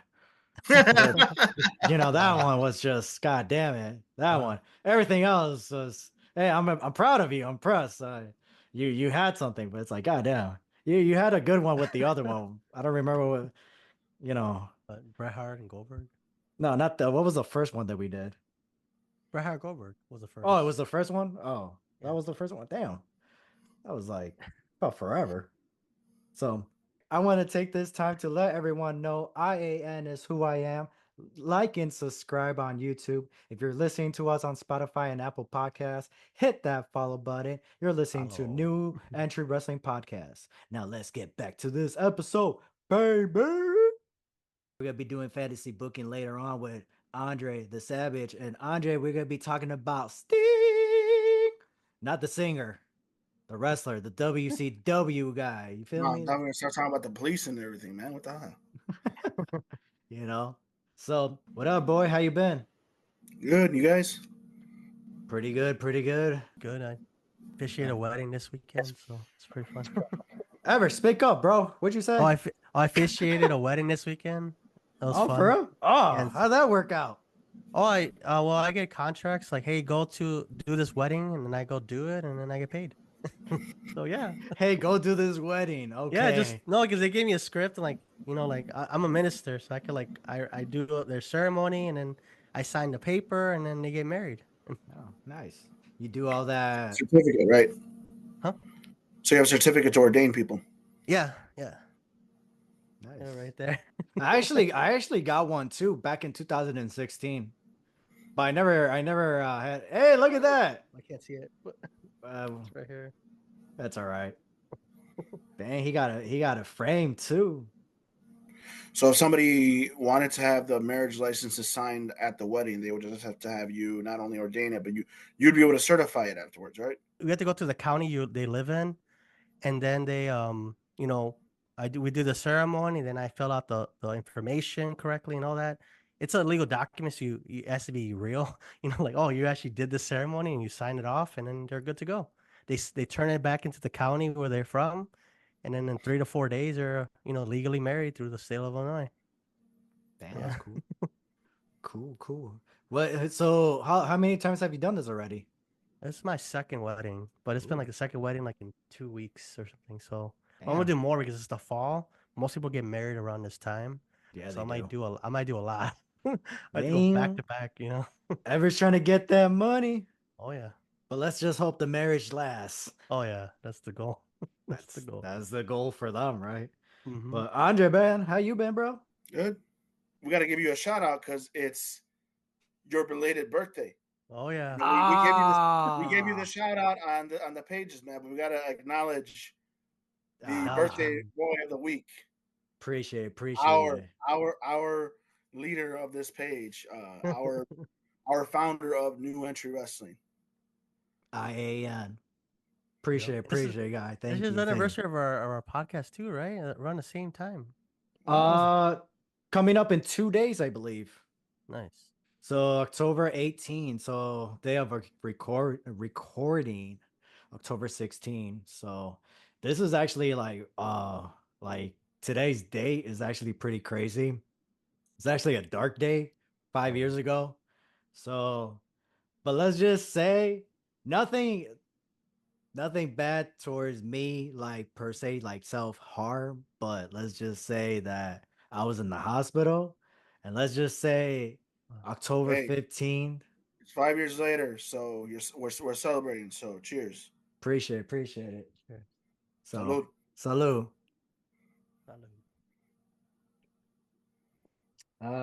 Yeah. So, yeah. So that's crazy. So it's been a hell of a ride. So, but yeah, that's it. It's just been a hell of a ride. That's all it was. And that's why kind of like episode 190, it's kind of like a big deal because one, I never thought me and Ever would make it this far. 190. Yeah. Like, bro, we're 10 episodes away from 200. Yeah, most podcasts will make it to like 30 or 40 sometimes, So we gotta plan something big for 200. Oh, yeah. So That'll probably be Christmas time too, right? Or New strip Year? club. Hopefully, we can get a few guys on the show, a few more guys, and we need some ladies up in here too, man. They like wrestling, right? They do. It's just they don't show up until the live event, and then when you try talking to them, they're like, "Why are you talking to me?" I damn, but whatever. So, but yeah, no. Another reason why 190 is a big deal to me, besides the fact that I never thought we would make it this far. Like, yeah, we've been doing this for like what, 4 years ever? Yeah, 4 years. It'll be 4. Yeah, it's 4 years. This So suck. 4 Yeah, years. yeah, 4 years So coming up. Yeah. about what, 4 episodes a month, if that. If there's been times where we drop 1 or 2 episodes a month and all that. But like what you said, Ever, there's people that give up. Yeah. There's people that like, I don't want to do this no more, but not us. Like, we gotta find another way to do this. We gotta find a way to keep going and involve. So I want to take this time to let everyone know IAN is who I am.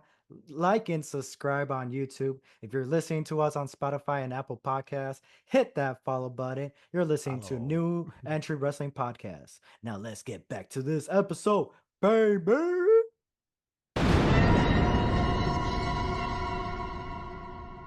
On November 23rd, 2014, during the main event of Survivor Series, Sting made his first ever appearance in WWE by attacking Triple H with a Scorpion Death Drop and also costing Team Authority the match. Sting and Triple H had a confrontation at Fastlane on February 22nd, 2015 to schedule a match between the two at WrestleMania. Press play. I don't know why they called it that, but which Sting lost. Continues his losing streak when he faces Seth Rollins at Night of Champions. Unfortunately, he suffered a neck injury that caused him to retire and caused us to miss out on a dream match between Sting and The Undertaker. Here on New Entry Wrestling Podcast, what are your thoughts and how would you book this right? And we're going to find that out with Andre the Savage. Let's get it. Andre's He's ready. He's ready. He's He's like, oh yeah, there you go. As soon as he doesn't like heard it. the injury of Sting's injury and the miss dream match, the disappointment of Andre's face of like, He's like, I'm ready to cook right now, man. Yeah, I'm in the kitchen right now. What am I gonna do? I think everything was actually booked decently for the modern era, Yes. based on who was the gorilla at the time. Mm-hmm. I just would have Triple H lose to Sting, not We go all- over. We all agree on that. We all. Because, I mean, what was the point of having all these legends that told Triple H, you've never faced a guy like Sting. Of all the guys I've known, Sting is something different. Mm-hmm. So it's like you hyped him up for just to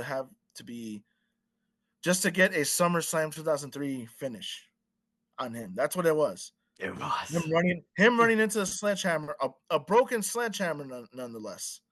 Yeah. A broken sledgehammer that somehow a wooden bat is strong enough to break the stem off of, even though the damn stick from the sledgehammer is much bigger than the bat, but physics. Yeah, I would just have Sting go over, and I would just say, if you could change anything, change that spot, the turnbuckle thing.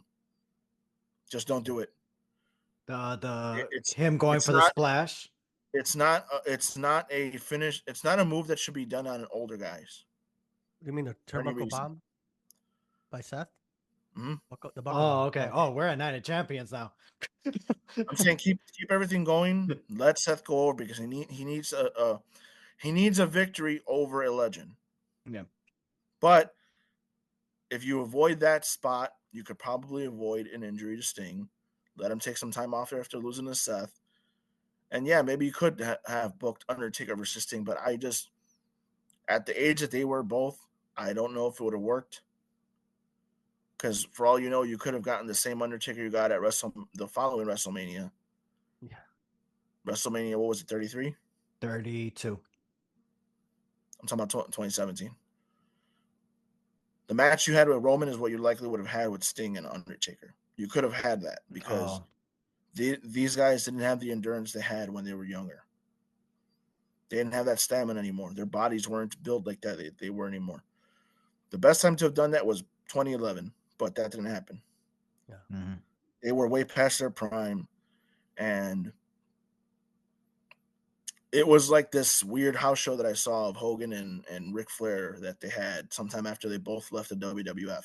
I mean, the WWE. And after Ric Flair's retirement, he had one more match with Hogan. It was for a charity event.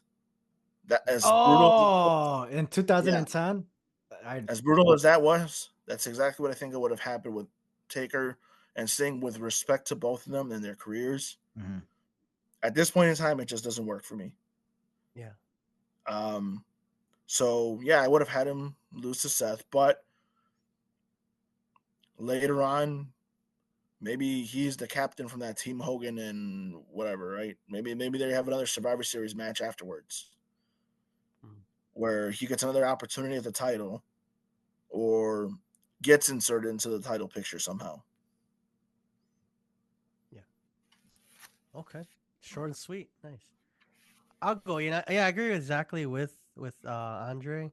I would. Well, the thing is, I wouldn't put that like WCW thing, like WCW or WWE thing. Like it's way past the time. By 2014, it was like, wait, why are we talking about WCW still? You know. By then, we obviously they were It was talking a about nice TNA. it was a nice angle for it. I get it. It's like, Yeah. why are you doing this? Yeah. But if I feel like that's the reason why Triple H needed to go over. Yeah. No, but I would agree with him with like Sting winning at WrestleMania, but none of that like NWO DX interference thing. Keep it because the thing is, Sting was an enemy of the NWO for the longest time. So why would they be helping him now? You know, in 2014 or 20, Well, it's 2015. because I think for that it was because the guys looked more believable Ah, Yeah. and than Sting didn't have nobody in WCW. if anything. Sting was more of a horseman than an NWO guy. Yeah. So I would say, He just happened to have the colors of the NWO. yeah. That's why they threw him into NWO Red. And the theme of WrestleMania 31 was black and white. Yeah, but for mine, I wouldn't put neither. I would have just kept it 1-on-1, kept it in the ring, no sledgehammer, just Sting win clean with Triple H. And then I would agree with the Seth Rollins that like don't do the buckle bomb like that move. I'll be like, because obviously I think he used it before and after that, but if I went back in time, like never use that move, especially like you said against an older guy like this. Or I would kayfabe injure him instead. Like he get injured, but in reality, it wasn't by It wasn't by That's what buckle kayfabe bomb. means, ever. Yeah, yeah, K. I know. Because somebody doesn't know what it is. People can watch Kayfabe this, they means don't. it's not real. Not real. Well, it could be real, but like it could be like less. It's still real to me, damn it! It's still real to me. Real. But I would still go. Yeah, like you said with the Undertaker and Sting. By that time, they weren't in their best. You know, like you say, wouldn't be the best match. It'd be like really sloppy. Maybe just like injure him, kayfabe injure him, and just like that's it, you know. And then if he wants to come back when hey, we're Sting and Undertaker, let's do this, get healthy again. Let's rebuild you guys. You guys are ready to wrestle, but you guys need a couple more years. In a couple years, we could like what is that called? Reimagine this or redo it. Do this actually. So I wouldn't do this until later on, until I know that like they're both ready. Because I know at that time they're Oh, both so you're not ready. like basically like, hey, I need you guys to start working out around this time, and Yeah. I'm gonna check up on you 2 or 3 months. And if you guys are not in the best shape, we're not doing this We're match. scrapping it. So then Sting kind I of like that. They he's should kind of start like doing that more. it's kind of like injured, but he's like, how they like took off Ricochet out of injury, like they injured him and he's gone, like Yeah, that from kind of Braun thing. Breaker. And they still have that. They still have that kind of like open door where like you got injured, but you're kayfabe injured, so you could like come back. You're written anytime. off. Yeah, you're written off until you see telenovelas where they kill off the character, but he like ends up at the end with like he ends up like his car gets off gets he it goes off the cliff and it explodes, but then next thing you see him like pop out of the water, and that's not like the show Oh, ends. yeah. But the show doesn't end, but like it's like he could come back. Right. He He's survived dead. he survived the accident or the Yeah, like, explosion, Dios whatever. mío, like él murió Ernesto. Murió So, Hector un accidente de carro. Like no, so you mean like like no, we Soraya lose. Montenegro from you Yeah, mean like Soraya Montenegro from Manila del Valle, who kept coming back from her death? exactly. So I have no idea. I you wouldn't don't know watch that telenovela? part. No.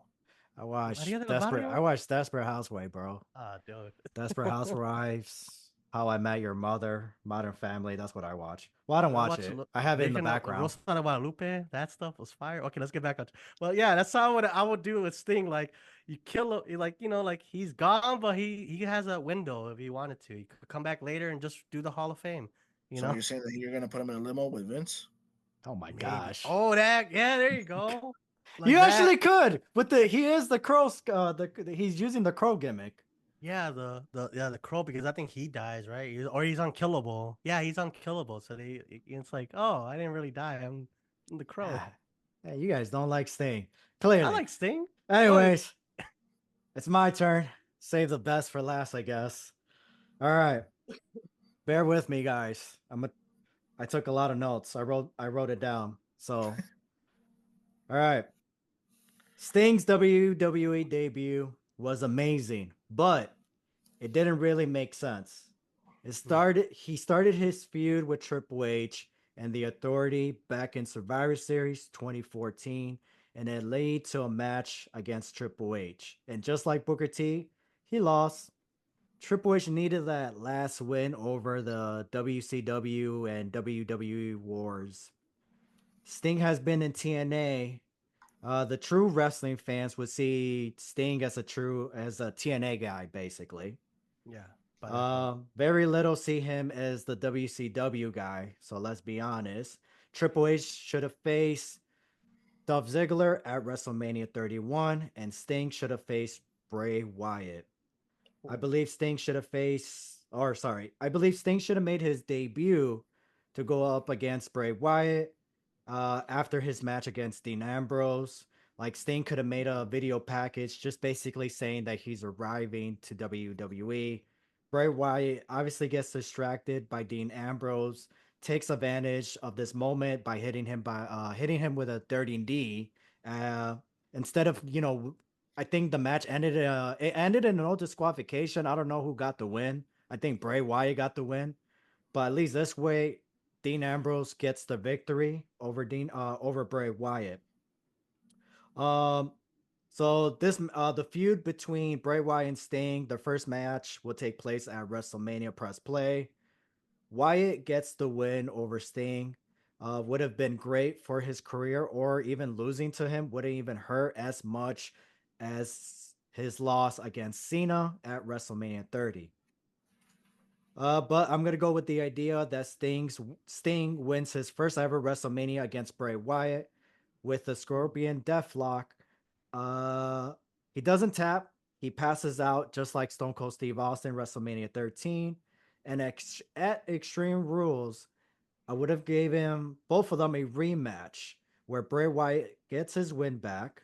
I would have kept it a singles match, but at the next premium live event, Payback, I would have booked the two either inside a steel cage match or a castic match.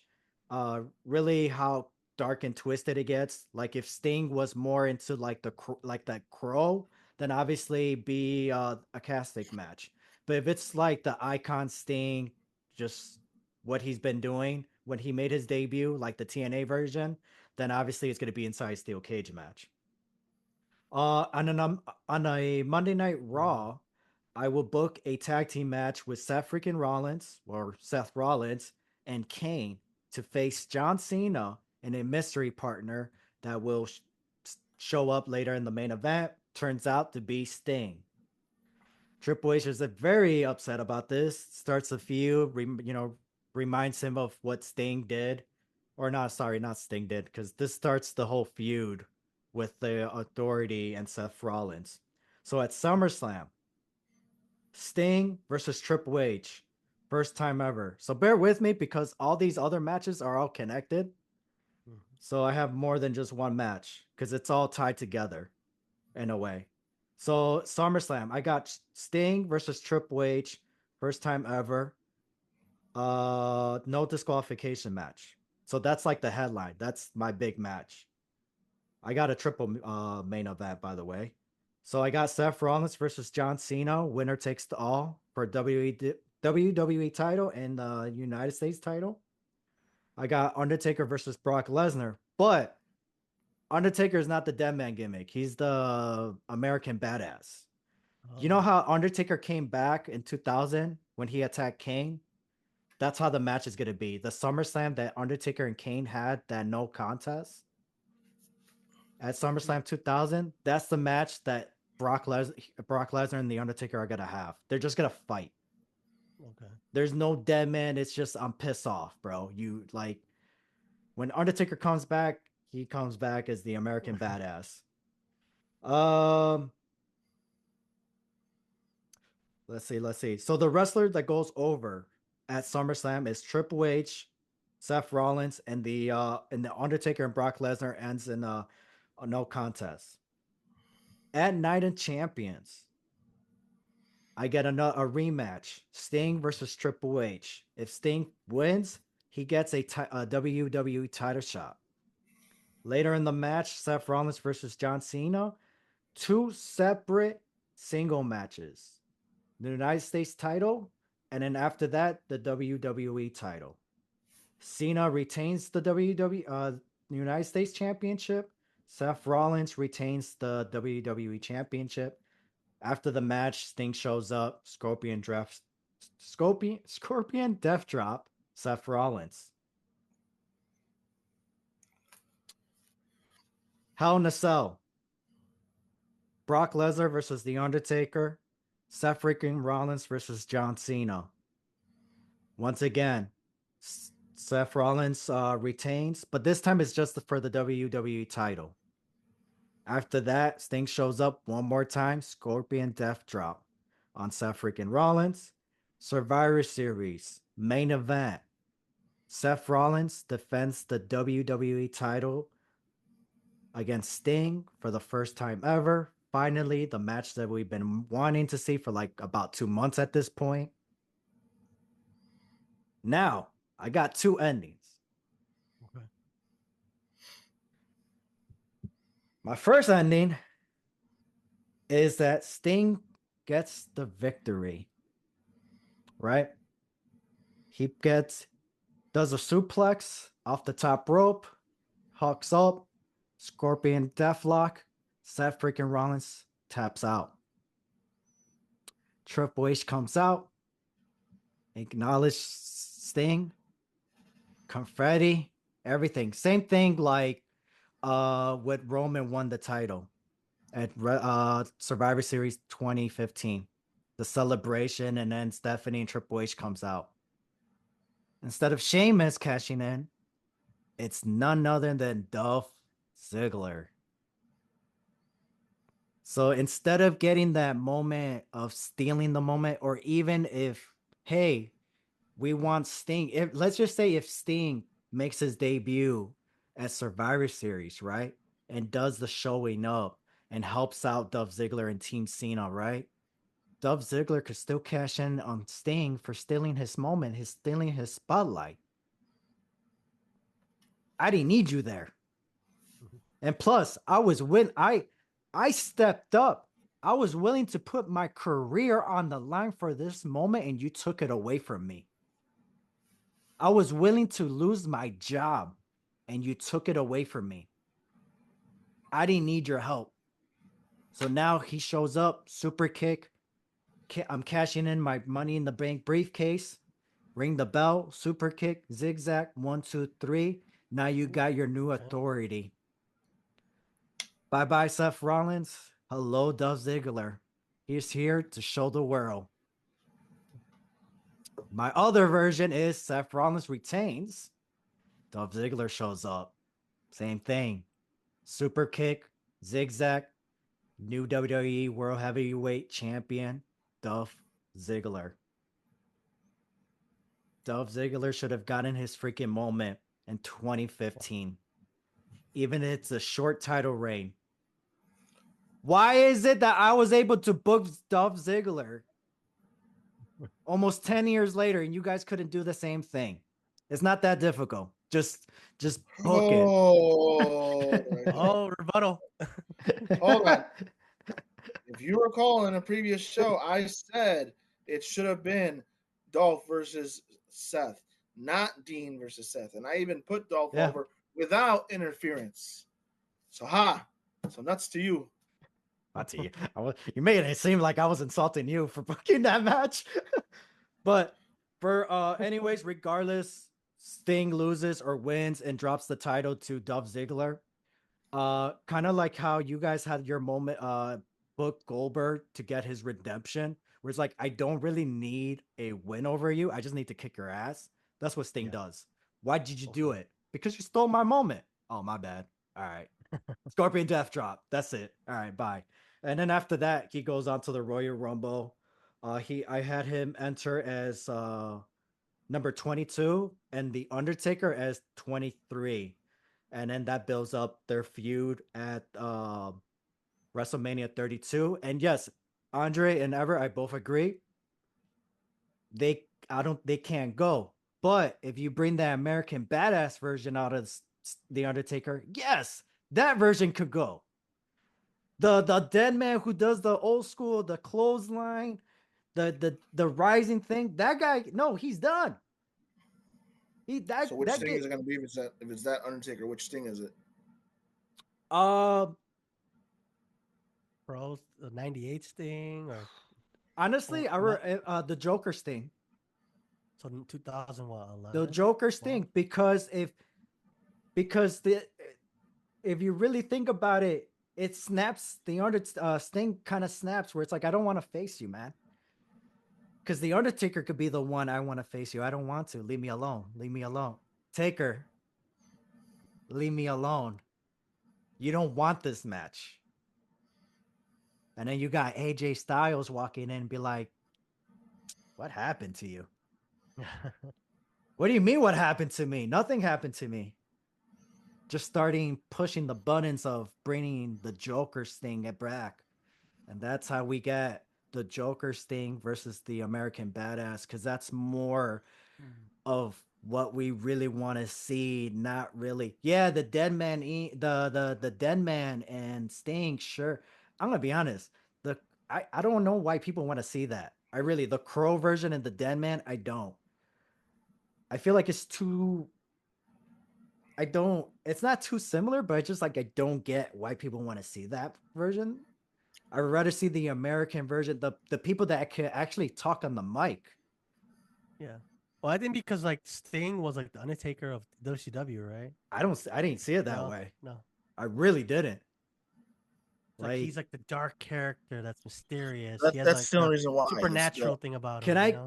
Can I say, I feel like who Sting was, Bret Hart could have been if he would have stayed after the Montreal Screwjob. Okay. Because we never talk about the surfer Sting. We never talk about that, the blonde-haired Sting, you know? That was way before. Like, I didn't even know nothing about wrestling at that time. Jim Crockett promotion. I did watch his matches, like against Ric Flair. Yeah, they were enjoyable, but at that time it was just like, again,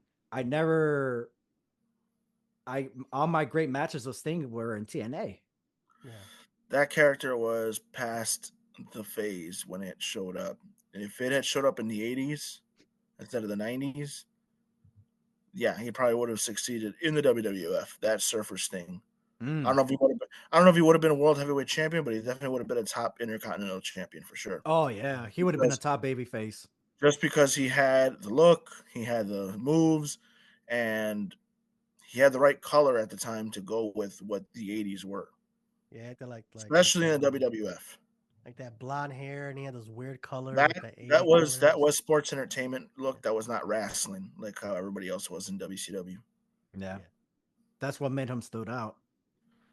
And I think at that time, professional wrestling at that time was different because it was all about just having an opportunity, and just because no matter if you're even if the red light is on, you're still gonna get a nice payday.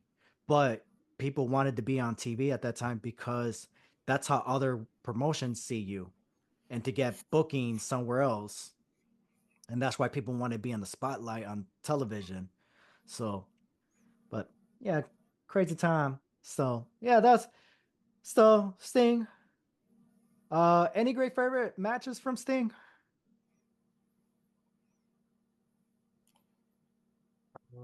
any moments, I got moments. Shit. My favorite moment of I Sting? have more moments than anything, but I know what my least favorite Sting match is. What is it? The one last where he one. faced The last one was War- the worst. Which one? when his tag team partner was RoboCop. Oh, yeah. Oh, okay. I didn't watch that was one, weird. but I That's seen clips of WCW. it. I seen clips. I didn't watch like a full match. I just seen clips of it, and also The when they Jeff were like on Hardy, stage. the worst one, Jeff Hardy and Sting, where he Bro, just that was beats him in like disappointing. That was disappointment. they almost I ended was TNA right there. They almost I catch wa- TNA after that. I watched that live. That pay-per-view was actually decent till that point. It You was get a just refund on it or what? You're like, hey, He's I want my kind money of back. But it's kind of his fault why everybody kept using the substance abuse angle on him afterwards, because he kind of put himself in that situation by having that moment live on a pay-per-view. yeah. So, you know, even though he gave him the green light, it's like, okay, dude, this is, I mean, you did this to yourself.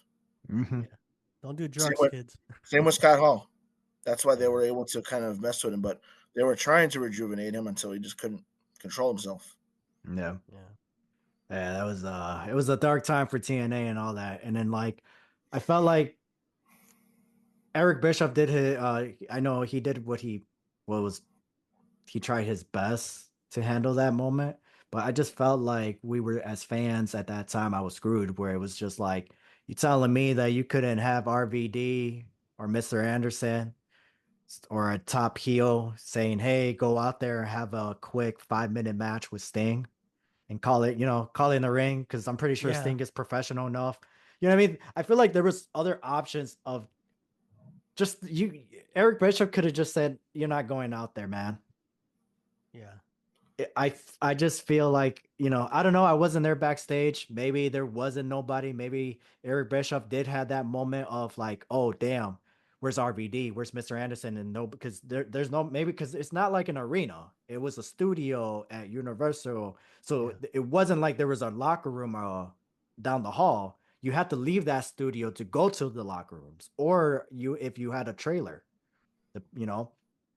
So you actually had to leave the building to go get these talents. So there is a possibility. So, I've been in lack the of Impact judgment, Zone. pretty much, right? Like lack of judgment. Like, oh, you know what? No, because the point wrestling, you have to protect each other. Yes. Like if you go out there and you can't protect the other guy, or you're not capable of taking care of the other person, you're pretty much blackballed. I'm surprised he didn't get blackballed after that.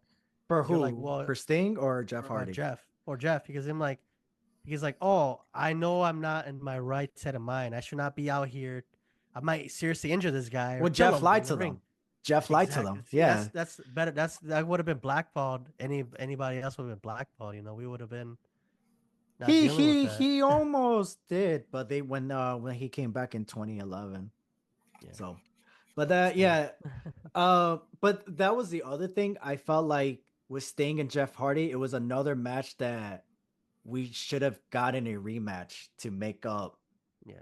And we never did. Yeah, it's a tainted match. Like, oh, Jeff Hardy versus Sting. Like everybody goes back to that match. Like, no. Yeah, and it's Bad like they. pacing about. I think at that point, Sting just couldn't trust Jeff anymore. Yeah. Yeah. Even It also even defines though, like even though he Bischoff. even though he sobered up and went through the rehab, it's like, okay, how many more times is he gonna go to rehab before he gets it? Mm. Remember, Yeah, Scott Hall did the same thing.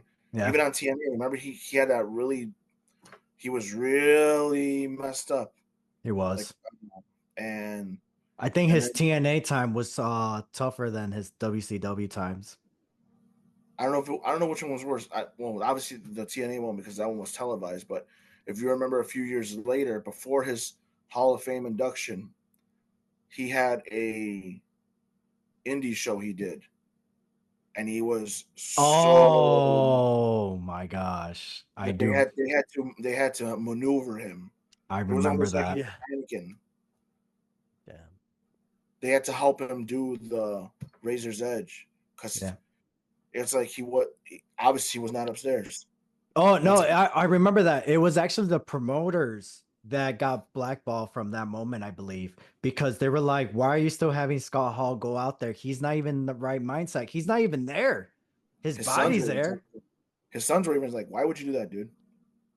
Yeah, that I remember that You did it just footage. for the money." That's how bad he was with his I think situation. yeah, I think he already accepted the That, money, and that's why they did it. that's when everybody, even Kevin Nash, left him. Like they just stopped trying with him, and that's what led to DDP Yeah, I buying him remember a few more years. Mm, That's what bought him that extra time. If not, I think at that point I think he would have been gone at that point wow. or closer to then had DDP not stepped in. yeah, DDP saved his life. Like you said, he gave him He gave bought him. him He bought him bought extra him more time. time. Yeah, bought him after extra time. So RIP to Scott Hall. But Yeah. my favorite moment for Sting. So Sting was one of those. Sting to me is like a Triple H. And I always thought he was going to be that guy that I'm never going to see him wrestle live. And then, or just see him in general. Sacrifice 2012, Orlando. Mhm. I went, got to see my favorite match, a match I never thought I was going to see live. Kurt Angle versus AJ Styles. Woo. Man, great match. Crowd was hot. Main event time. Bobby Roode versus RVD ladder match. Bobby Roode wins. Awesome. Great. Then later on, 2 days later, Bobby Roode versus AJ Styles in the main event, once again on a taping. Bobby Roode wins. He is now the longest reign world champion at this point. Lights go out. I'm like, there's no effing way. There is no effing way. There is no effing way. Lights go on. There's effing Sting. He made his return. I'm in the corner. He's on the ring post, standing. I'm looking up at Sting. No way. He did not wrestle. Just that moment of just seeing him. Forever, my life. My second was to see him wrestle. I finally got to see him wrestle. At this point, he's probably 50 years old. Against in the main event, one of my favorite wrestlers, Austin Aries. Sorry. Aries, yeah. Austin Aries. I'm like, what is going on? I'm just like, two great. It wasn't even no world title. He could have faced Bobby Roode, but I got Austin Aries. And I'm just like, a guy from Ring of Honor, PWG, a guy who I followed, a guy who I'm like, I wish I could be him, in the indies. And then I wish I could be like Sting and TNA, and they're facing each other. And TNA, not WWE. It's just like, that's it. To everybody else, you go back, I could go back right now. It's probably a decent match. But at that moment, I didn't care. I'm seeing a match that I never thought I was gonna see. That was my WrestleMania. That was my Roman Reigns versus Cody Rhodes. So everybody, I kind of get it when it comes to these wrestlers, but like I feel like, how you said like Sting is the superstar, the sports entertainer. It's just like I could see why. Like I feel like that's somebody to be like to look up to, and not a guy like no disrespect to Will Ospreay, but it's just like I just don't get it of the role model. You know what I mean? The role model of I want to be just like you. It's two different comparisons and two different mindsets where it's just like, how do you not want to be like Sting in the wrestling world, but you want to be like a Will Ospreay?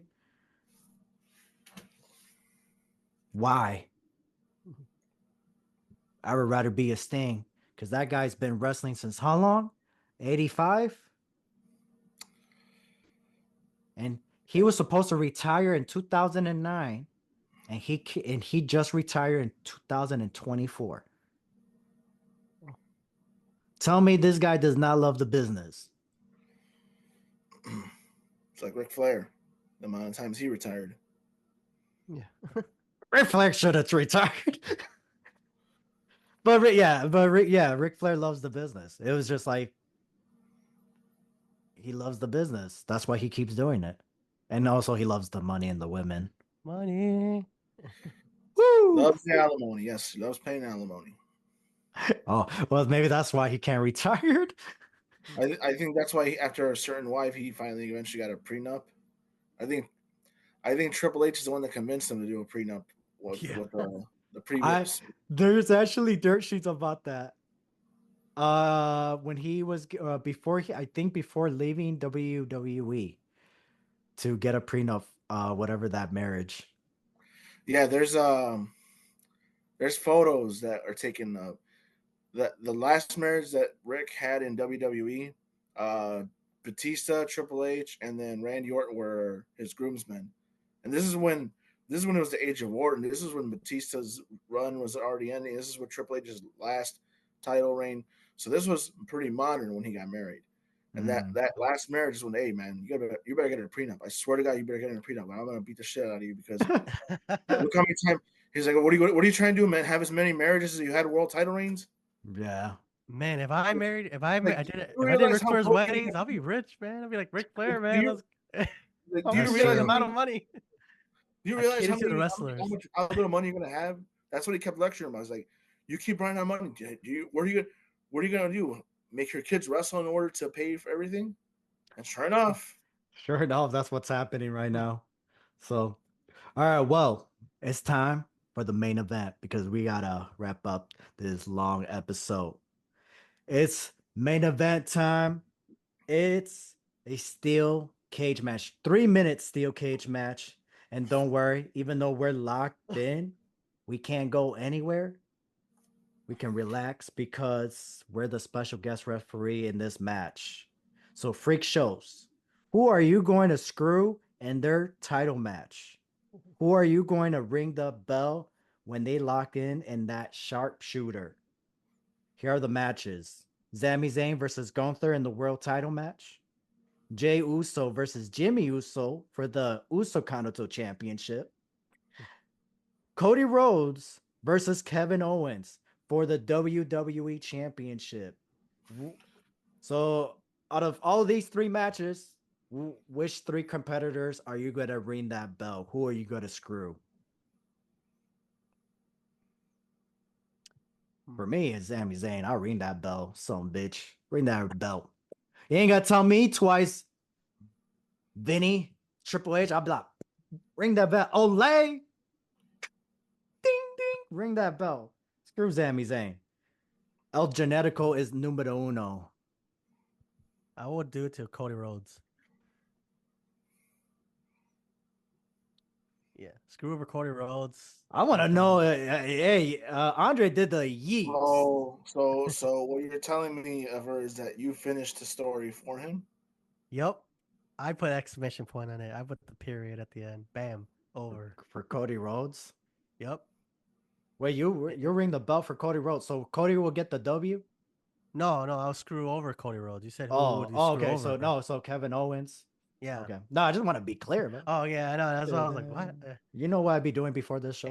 And then the sharpshooter too. So like Canada, you know, like hey, you like a sharpshooter on Cody Rhodes and finish him off, you know.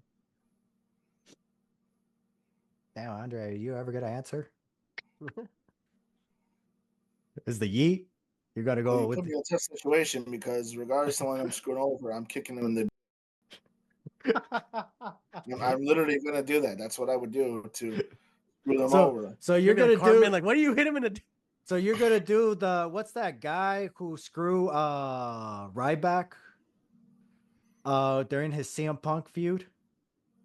Wow. I forgot what his name. I don't want Nexus.